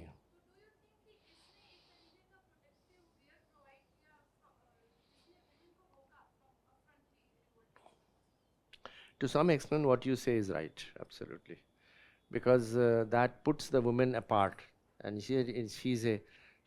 In fact, I often just to supplement what you say, and I asked this question in the interview, कि अगर मानव को, मर्द को लक्ष्मी चाहिए तो, धन चाहिए तो लक्ष्मी जी के पास जाता है, ताकत चाहिए तो दुर्गा जी के पास जाता है, और अगर ज्ञान चाहिए तो सरस्वती जी के पास जाता है. They are all women. पर घर की जो वुमेन है, घर की जो लक्ष्मी है, घर की जो सरस्वती है, उसको सबसे ज़्यादा तिरस्कार मिलता है. तो मैंने I ask this question, is it not a dichotomy, a contradiction in terms? एक तरफ आप उनकी पूजा कर रहे हो और दूसरी तरफ घर की लक्ष्मी को जो है आप दुत्कार रहे हो. It is what you say makes lot of sense, but if supposing even that was absent, what would have happened to women? At least we hold them in high esteem. अगर वो भी नहीं होता तो क्या situation होती? So I think Indian culture should not be blamed for that. I think Indian culture is very inclusive, but I think we should, what is necessary is, and I say this with lot of humility, and please don't take it otherwise. Over the period of time, the outlook of women folk has changed a lot. Women outlook has changed a lot, but men folk अभी भी पुराने conservative दकियानुसी विचारों में रहते हैं. बेटा जो है वो रात को 12 बजे भी आए तो भी कोई फर्क नहीं पड़ता है, कोई भी ड्रेस पहने कोई फर्क नहीं पड़ता है. The lady, the girl, you have to be in by 6 p.m. You have to wear such dresses. So the men folk का जो है ना वो नहीं बदला है, women folk का बदल चुका है, काफ़ी बदला है over a period of time. So I think it is the all of you, and I am again saying you are the leaders. Just because you give respect to a woman or identify that the woman can contribute in the same way, it doesn't bring down your prestige in any way. In fact, it glorifies you when people will see you, oh, he is respecting. So when, as I was telling you, if a collector respects his wife, people will also say, all right, we will also respect our wives. So I think your point from outside it appears to be a kind of contradiction. Number one, you are right. Women movements have not been sufficient in this country. Number two, that maybe the glorification of women in our rituals and old texts has been such, but that is only in the outer periphery, but actually we don't do that. The reason is because men folk still continue to believe in the same old dogmas and superiority, which I think, and the thing starts from the very beginning. बेटा बाप को कंधा देने वाला, बेटी कंधा कैसे दे सकती है? I started off, I said, why not she can carry out the last rites? So we have to show the way. Only then we will make a difference. अपने परिवार में कोई आप चीज शुरू करिए नई, तो दूसरे लोग भी आपको देख के कहेंगे कि हाँ वो कर रहा है तो हम भी कर सकते हैं. पर अगर हम भी संकीर्ण विचारधारा में रहेंगे तो उसके बाद क्या होगा? So I think all of us, it is easier said than done. ये मत समझिए कि 1 मिनट में मैजिक हो जाएगा, पर धीरे धीरे the society is built up of families. Society is the organism, the families are the cells, and families are headed by the husband and the wife. They have to show the lead. They have to understand, make it important. उस छोटे से बच्चे से जब पूछा गया कि घर में खाना कम होगा, सैक्रिफाइस कौन करेगा, उसने कहा कि मेरे माँ करेगी और मेरी बहन करेगी. जो पूछने वाली बात है कोई, उन्होंने करना है. उसको ये नहीं किसी ने सिखाया कि अगर घर में खाना कम होगा तो सैक्रिफाइस जो है तुम भी तो कर सकते हो, तुम्हारे पिता भी तो कर सकते हैं.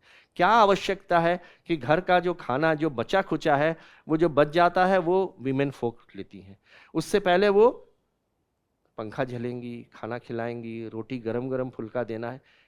I am not denying that fact. I am only saying, why can't the husbands ask the wives to sit along with them on the dining table to have food with them? You know, COVID-19 was a blessing in disguise. COVID-19 brought the families together for the first time because nobody could go out.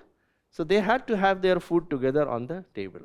So it brought a lot of inclusivity. So the initiative has to be taken by us only. Okay? All right. Work-life balance issues are there. So we must have flexible work arrangements. Maternity, paternity leave policies, they create significant challenges for women seeking.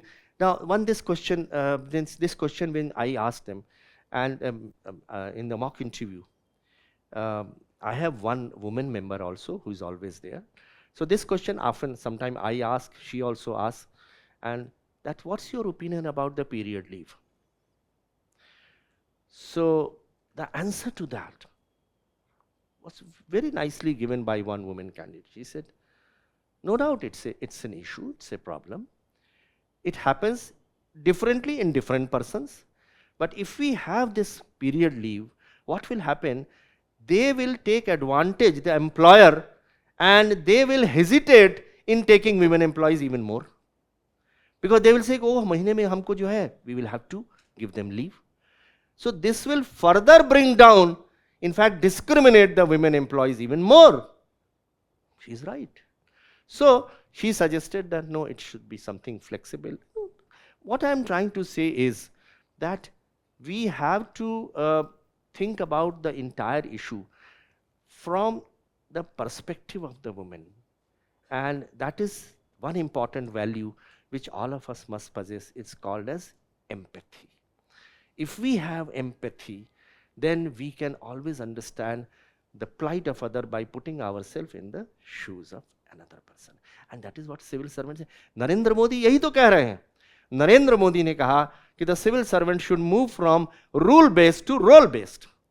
The rule-based means objectivity, rationality, rule of law, principles, SOPs. But if you be very strict, watertight compartment, you may not be able to do justice to the people. Like that lady I was telling you who came in the night and she said, sir, I don't have Aadhaar card, I don't have a date of birth certificate, and still I'm 80 years old. Can't you see me? I am entitled for this. Now, if you were a rule-based, you would have said, no, sir, ma'am, sorry, aapko nahi milega. But if you are role-based, which the Narendra Modi says, that bring in the element of compassion, empathy. That is, you solve the problems of the people with that bent of mind rather than rule-based.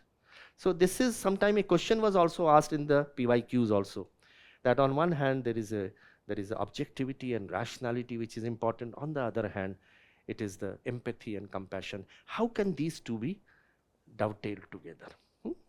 So that is why one of the programs was launched by Narendra Modi. What was that? Come on. Huh?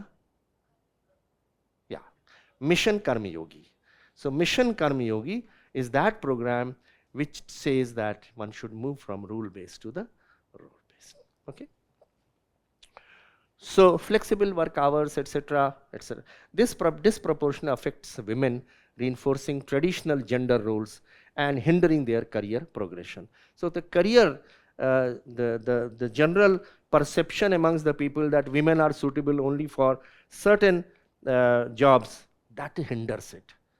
Why can't a woman become, Sunita Williams became an astronaut, Kalpana Chawla became an astronaut. Why can't they become? Every job can be held by men and as well as women. Even the dictionary, English dictionary, treats the women folk much superior to men. English dictionary, in the lighter vein. I'm talking in the lighter vein, but it has a lot of sense. If you see, have you ever noticed that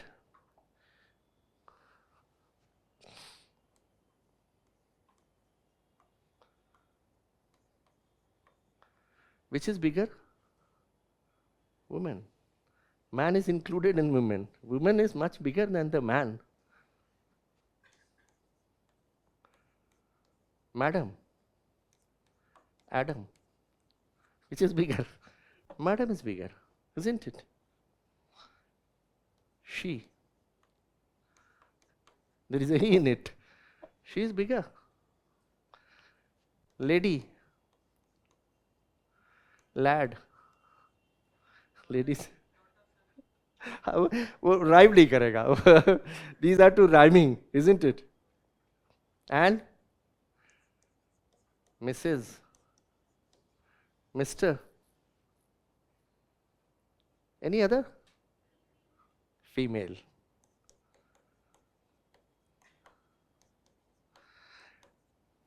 Well, I'm just trying to tell you that don't treat them at least inferior. If you don't take them superior, at least treat them equally. That is the principle of equity. If you respect your sister, if you respect your mother, if your father is lambasting your mother, stand up and save your mother from your father, who might have come drunk, who might be berating your mother. It is your job to respect the woman of the house. Okay, so gender pay gap and promotion disparities are also there. Same job, men folk get more salary and the women get less salary, at least in PWD and all other places where laborer work is there. So the wages, people will get, women will get less wages and the men. Private sector it happens. Corporates also. So that gender disparity is there. And also promotion disparities. So there are promotion avenues, there also the women are simply, and you know, sometimes what happens that they tell women that we'll promote you, but we'll transfer you from this place, that place. Now she is having a family, how can you transfer her? So in this way, indirectly, you discourage the woman to be promoted. So there are many tactics men folk will always use for, I'm not saying everyone, don't take it otherwise, but there are some people who will do that. Sexual harassment and safety concerns. One question which I often ask at the mock interview, and if you are the superintendent of police, what steps will you take to ensure safety for women, senior citizens? Now you remember, the women and senior citizens, they are the easy targets. Senior citizen, because their children are all living abroad, they are simply husband and wife are living there, and sometimes the domestic servants, they attack them, they kill them, walk away with all the money. So the police has to be very careful.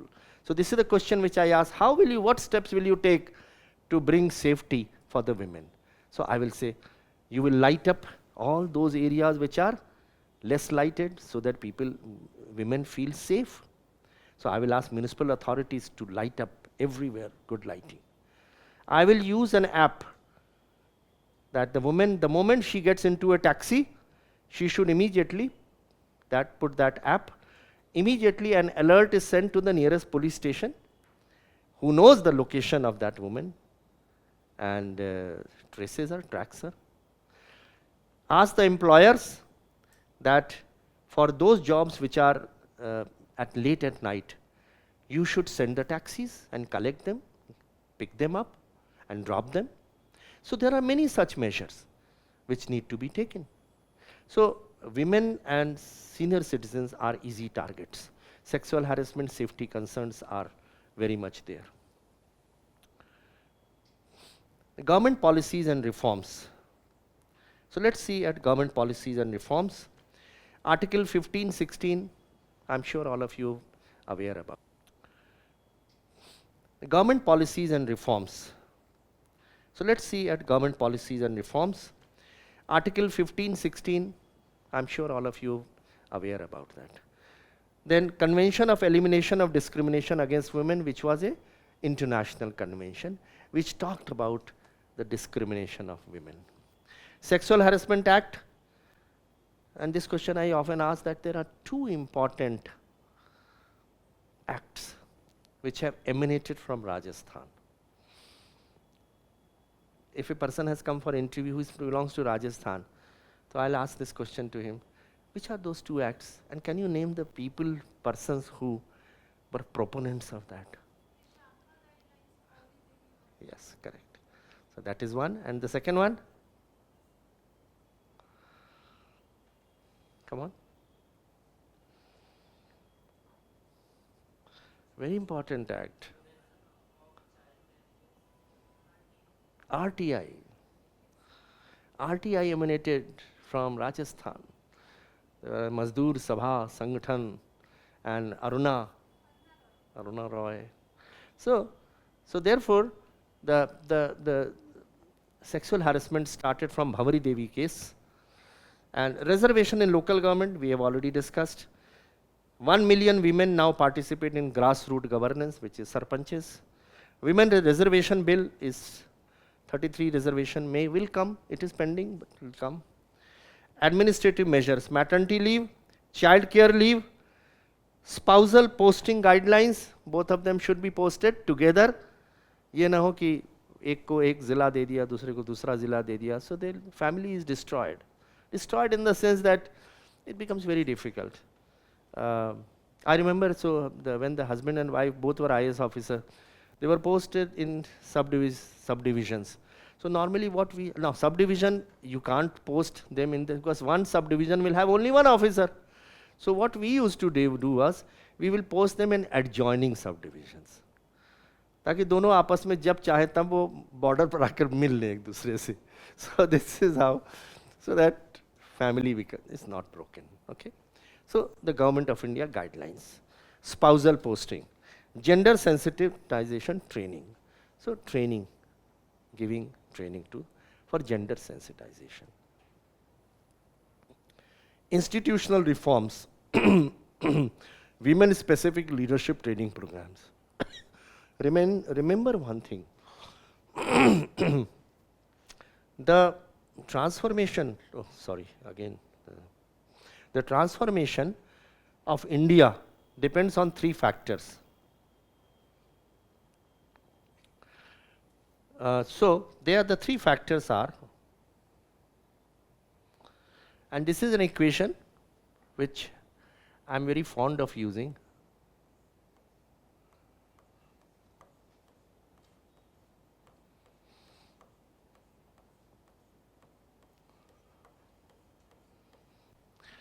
So here on the left side is IT, India's transformation. IT, India's transformation.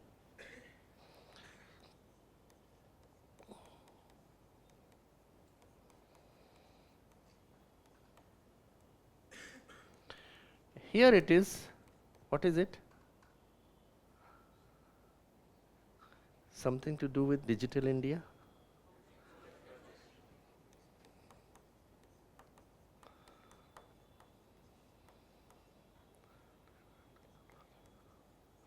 This IT is regarding, it's called inspired training. You should inspire people to get trained for capacity building. For example, all of you are sitting here, you are a part of IT, inspired training. You want to learn. Whatever is there inside me, I am trying to pass it on to you, and your willingness to learn is very much reflected by the kind of questions and participatory and responsiveness which you are displaying. So inspired training. And third is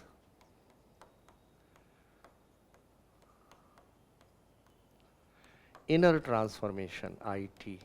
This is attitudinal change. We have to bring about a change in the attitudes.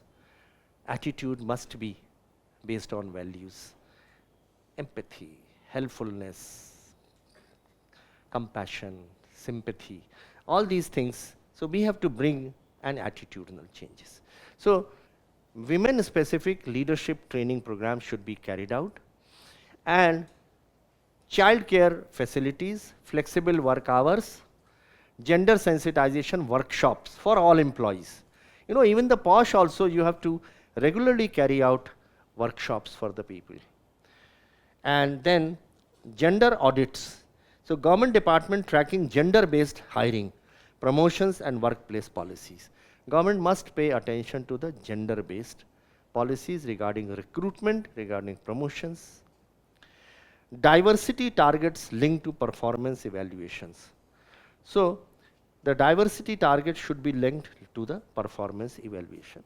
That means the more diverse it is, then you find out whether it leads to a better performance or not. Invariably, it will lead to a better performance if there is a diversity.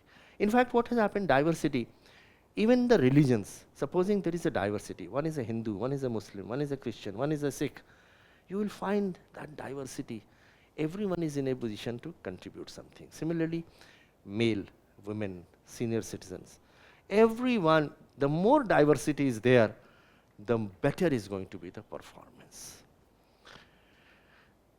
Technology and gender equity. So AI for unbiased recruitment. So AI can be used for unbiased recruitment, because sometimes what happens is that element of nepotism that comes. If you use AI, having a correct algorithms to take care of that biases. So that will ensure that even women, they get recruited, even they are promoted. So certain amount of use of AI, as I said, atomic power can be used for a positive way also and a negative way also. Artificial intelligence also has got lot many positives. There are negatives, but the important thing, you have to use it so that it is for the welfare of the mankind. And e-governance and remote work. E-governance ensures that subjectivity is avoided, objectivity is there. What are the 5 pillars of e-governance? Can anyone tell me which are 5 requirements of e-governance? And tell me which country in the world is regarded as the best e-governed country. Best e-governed country. It is a very small country. It is an ideal example of how e-governance can be done. Can you name that country? Huh? Singapore is there, number 2. Yes, correct. Singapore is definitely there. There is another country by the starting with the letter E. Estonia. Estonia is the country which is the best e-governance country in the world. So, if you bring in e-governance, what are the 5 requirements of e-governance? They are called as 5 C's. What are the 5 requirements for e-governance? For e-governance, one is computer. You have to have a computer. What are the other C's? Yeah, so it is connectivity, like internet. What is the third C? Content. कुछ content होगी उसी को तो पास करेंगे. You have, there has to be content. Software, hardware, content. Fourth, consumer. There has to be a consumer who is using that e-governance at the other end. And fifth is confidence building. These are the 5 building blocks of e-governance. So, digital accountability and data, real-time tracking of gender representation in civil services, use of AI, use of e-governance. Anonymous online grievances redressal mechanism ensure workplace safety. Anonymous, you don't have to write your name. So people will be encouraged to write grievances regarding sexual harassment, regarding discrimination in promotion, in recruitment, and so on.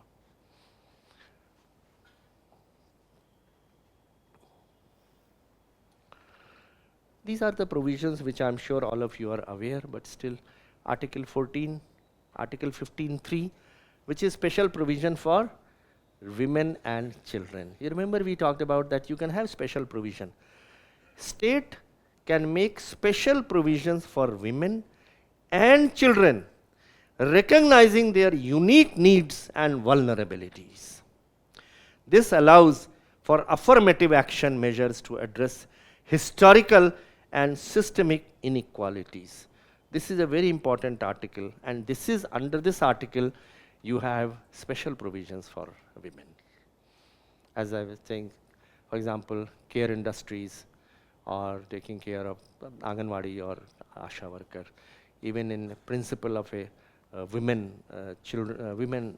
students college, you can make special provisions for that. Then Article 16, equal opportunity, you are aware about it. Sexual harassment workplace, again you are aware about the things which have. There is an important thing which you must remember is the internal complaint committee, which is a part of the POSH. It is set up in every organization, every having some minimum number of employees. There you have to set up ICCs. Because you know, with the passage of time, different problems come up in the society. In the olden days, we never even heard of copying in the examination. कभी सुना ही नहीं था कि copying भी हो सकती है. Ragging, copying, you know. For example, road rage. Nowadays, it is so witnessed, road raged. So, similarly, sexual harassment of women. But every time something happens in the society, unethical activity, the government is bound to bring in law to curb that. For example, people drive very fast on the road. With the new kind of vehicles which are available, you can drive at 120 kilometers per hour. But that may actually kill the pedestrians on the road. There can be traffic accidents. In order to curb that, government had to bring in a law that there is a speed regulation. If you violate that, you will be penalized. If you talk on mobile phone while you are driving. So ethics and law, they are very closely related. You see, sometimes what happens is, this ethics and law, they are very closely related. Sometimes when you have unethical activities, for example, dowry,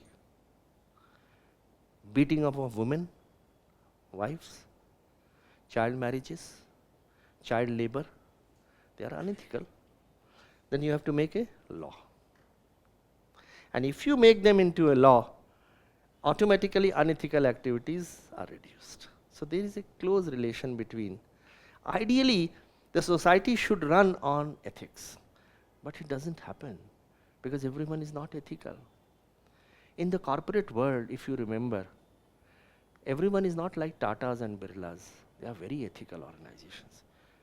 But since there are unethical corporate sector also, therefore the government had to bring in the concept of triple bottom line effect. What is triple bottom line effect? 3 P's which are necessary for a corporate entity. 3 P's. Till then, the unethical people, corporate entity only thought about 1 P, which is profit. But then, over a period of time, it was realized that they owe to the society also and to the environment also.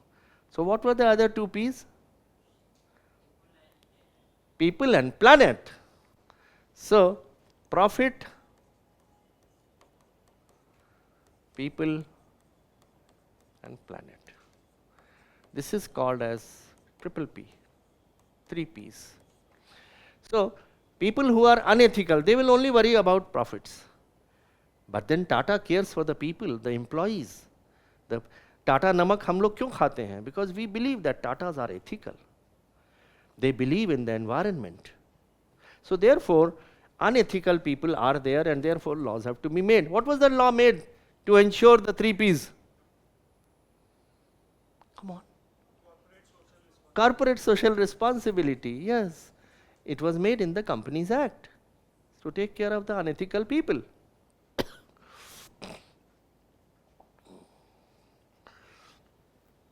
And then there are many other acts. Maternity Benefit Act, you are all aware about them.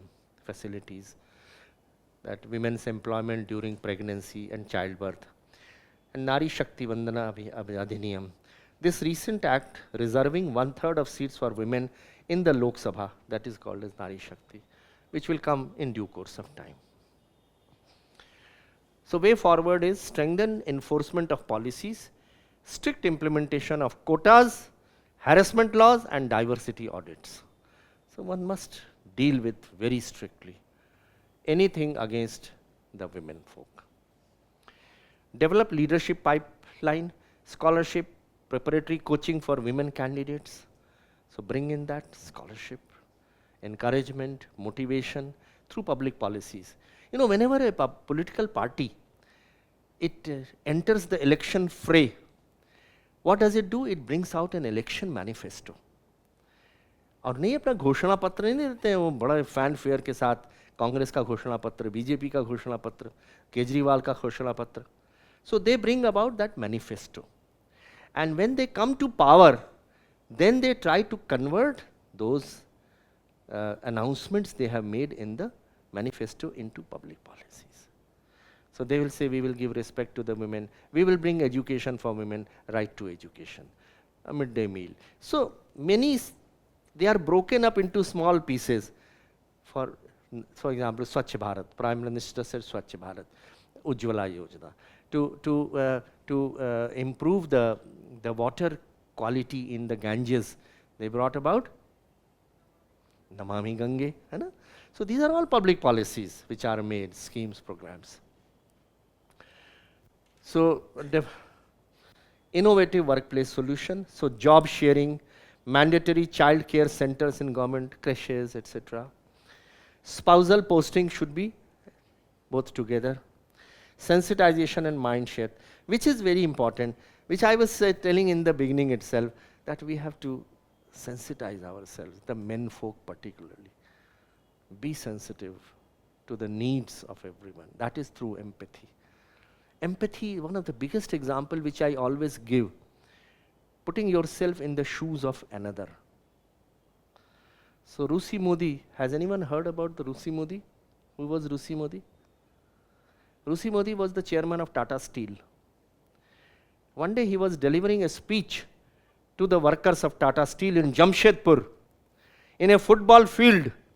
After he had given his speech, he asked them, "Do you have any questions?" So one of the workers raised his hand and he said, "Sir, I have a question." He said, "Yes, tell me." He said, "Sir, please visit our washrooms." He said, "Washroom?" He said, "Yes, sir. Please come, visit the washroom."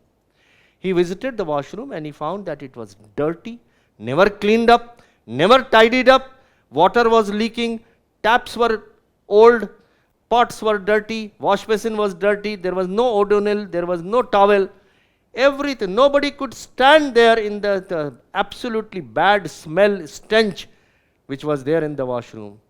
So the worker said, "Sir, this washroom is used every second minute by the employees, by the workers. And sir, please pay a visit to the washroom meant for the senior executives. 10 yards away, there was a washroom which was being used by the senior executive. When Rusi Modi entered, he found it was beautiful, nicely tiled up, new taps, new pots, new wash basin, odonil was there, beautiful smell, anyone could stand there for hours together." So the worker said, "Sir, why this difference? Why this discrimination? We also contribute to the productivity, so do they. But there is a difference." Rusi Modi was a very empathetic man, full of empathy. He asked one of the executive, he said, "How much time will you take to improve the condition of the washroom meant for the workers?" He said, "Sir, we will do it in 1 month." He said, "No, it has to be done in 1 day." The executive said, "Sir, that is not possible." Rusi Modi said, "It is possible. Call the carpenter." The carpenter was called, and Rusi Modi told the carpenter to switch the signboards which were fixed outside the two washrooms. The washroom for the workers became the washroom for the executives. Executive washroom became the washroom for the worker. And he said, "I have solved the problem in 5 minutes. Now tell me," he asked the executive, "how much time will you take to improve the condition of your newly allotted washroom?" And he said, "Sir, we will do it in 1 day." He said, "Precisely, this is what I wanted to hear. When I put you in that position, then you realized, and this is what is required, empathy. Think about the people who is the poorest of this country. As civil servant, when you start thinking about them, what change you can bring about in the lives of those people, then it is empathy which is working inside you. So we must develop sensitization and mindset change. We must bring it about. So there was this question which came in 2024. In Indian culture and value system, an equal opportunity has been provided irrespective of gender identity. The number of women in public service has been steadily increasing over the years. Examine the gender-specific challenges faced by the female public servants and suggest suitable measures to increase their efficiency in discharging their duties and maintaining high standards of probity. So that was a question. I'm sure with the background which I have given to you, you can easily write the answer to that. So such questions will come. They have come in the past. So you must, so this particular topic which I was telling you about gender sensitivity, gender equity, this is how you will answer that question. Sure.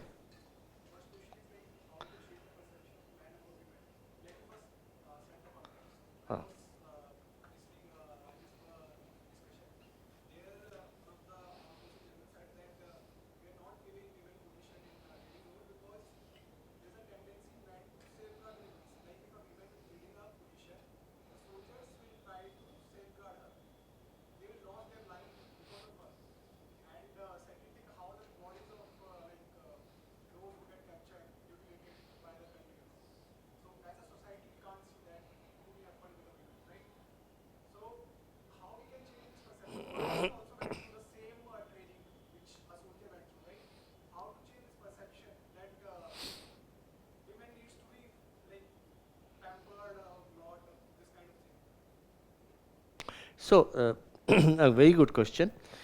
I have a slightly differing viewpoint. I always like to quote the other countries.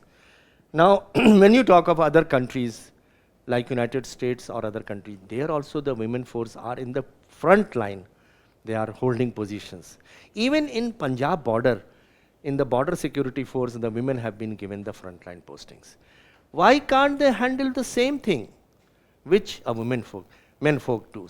It only requires certain amount of sturdy training.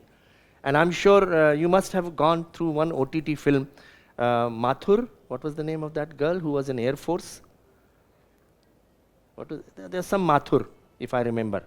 And she was initially, people said, no, she can't make it. And she ultimately saved through a sortie, helicopter sortie, one of the male person who used to despise her, saying that you women folk can't do it.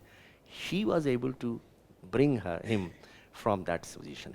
My view is, it is a perception which has built up. Unless and until तैरने के लिए पानी में कूदना तो जरूरी है ना. So I think we must post women at all these positions. Yes, you have to carry out training. So carry out training, give them the motivation, say you can do that. Why can't you do that? And that can only be done by the men folk. So my view is that there is nothing which the women fall short of the men folk, even in those difficult situations. After all, for many years, a woman IPS officer was not selected. Then Kiran Bedi came. For the first time, a change was made. And now many DGs in the state, they have been held by the women officers. So if it police it can be done, the same thing can be done. My view, with all respect to the person who was saying that, I don't agree to that. If other countries can do it, India can do that. I think that's the thing. Yes.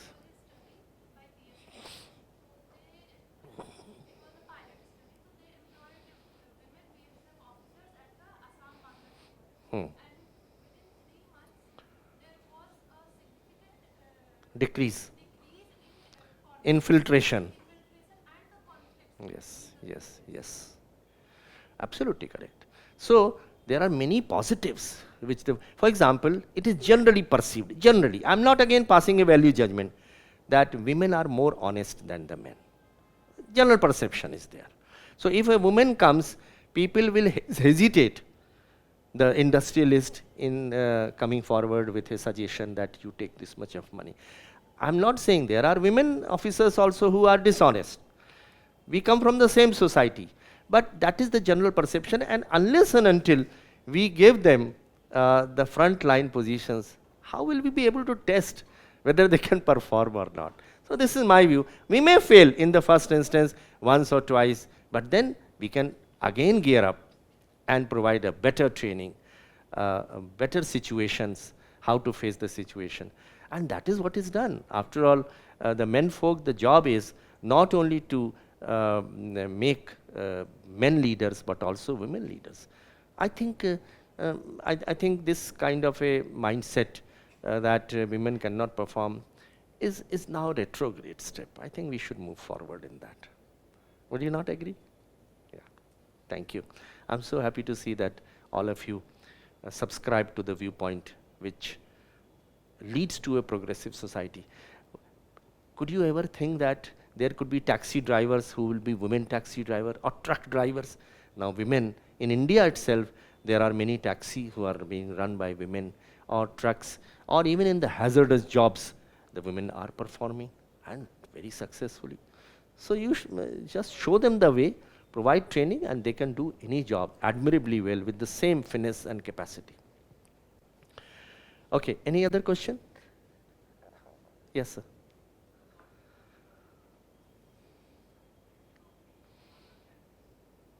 Pardon? Yeah, what can be the?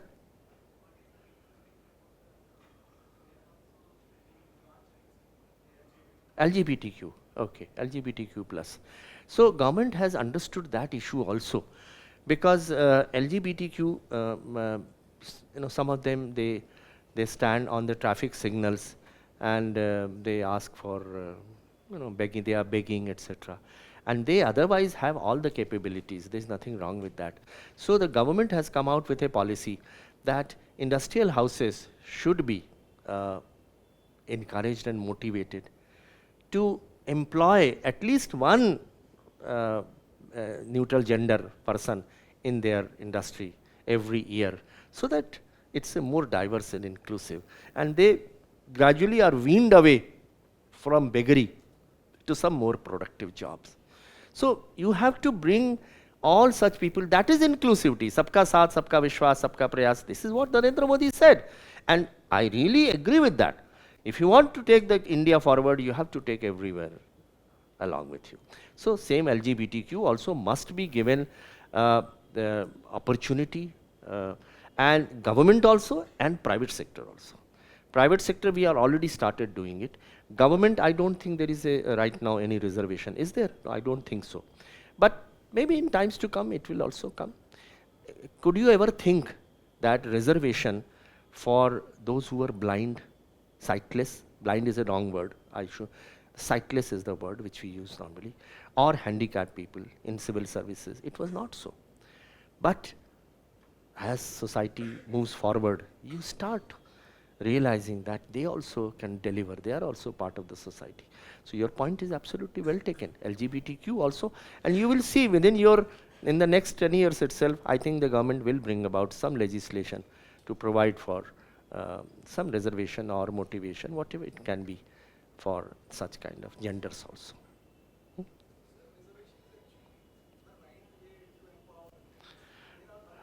Ha.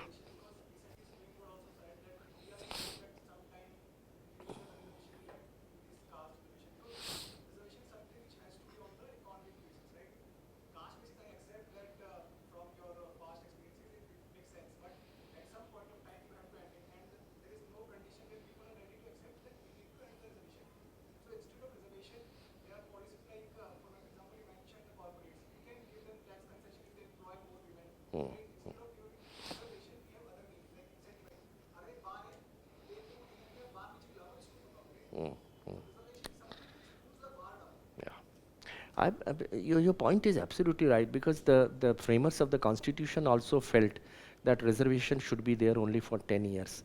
And then it has now come almost 70 years have passed. And it is long felt that the reservation has not been able to make difference in the lives of the really poor people, neglected people. It is only affecting the families of those who have already been selected through reservation. IAS officer's son are getting reservation to become IAS officer. That is not what was originally thought of. And in fact, some kind of concept of creamy layer, also restricting employment to one member of the family, and then we should move on. Or you should provide for more deprived sections of society. But ideally, what you say is correct. Ultimately, it should be to provide scholarship, to provide incentives, rather than having reservation on the caste basis. There are many votaries of that who feel that it creates more aberrations in the society. It reverse also, absolutely. So that is why Vishwanath Pratap Singh, when he had reservation for OBCs, a large number of people, they went against it. I'm not trying to debate whether it was right or wrong, but I'm only trying to say that just like freebies is also not a very good idea, probably reservation, the policy needs to be fine-tuned over a period of time, looking at how things are developing. So this brings me to the end of this.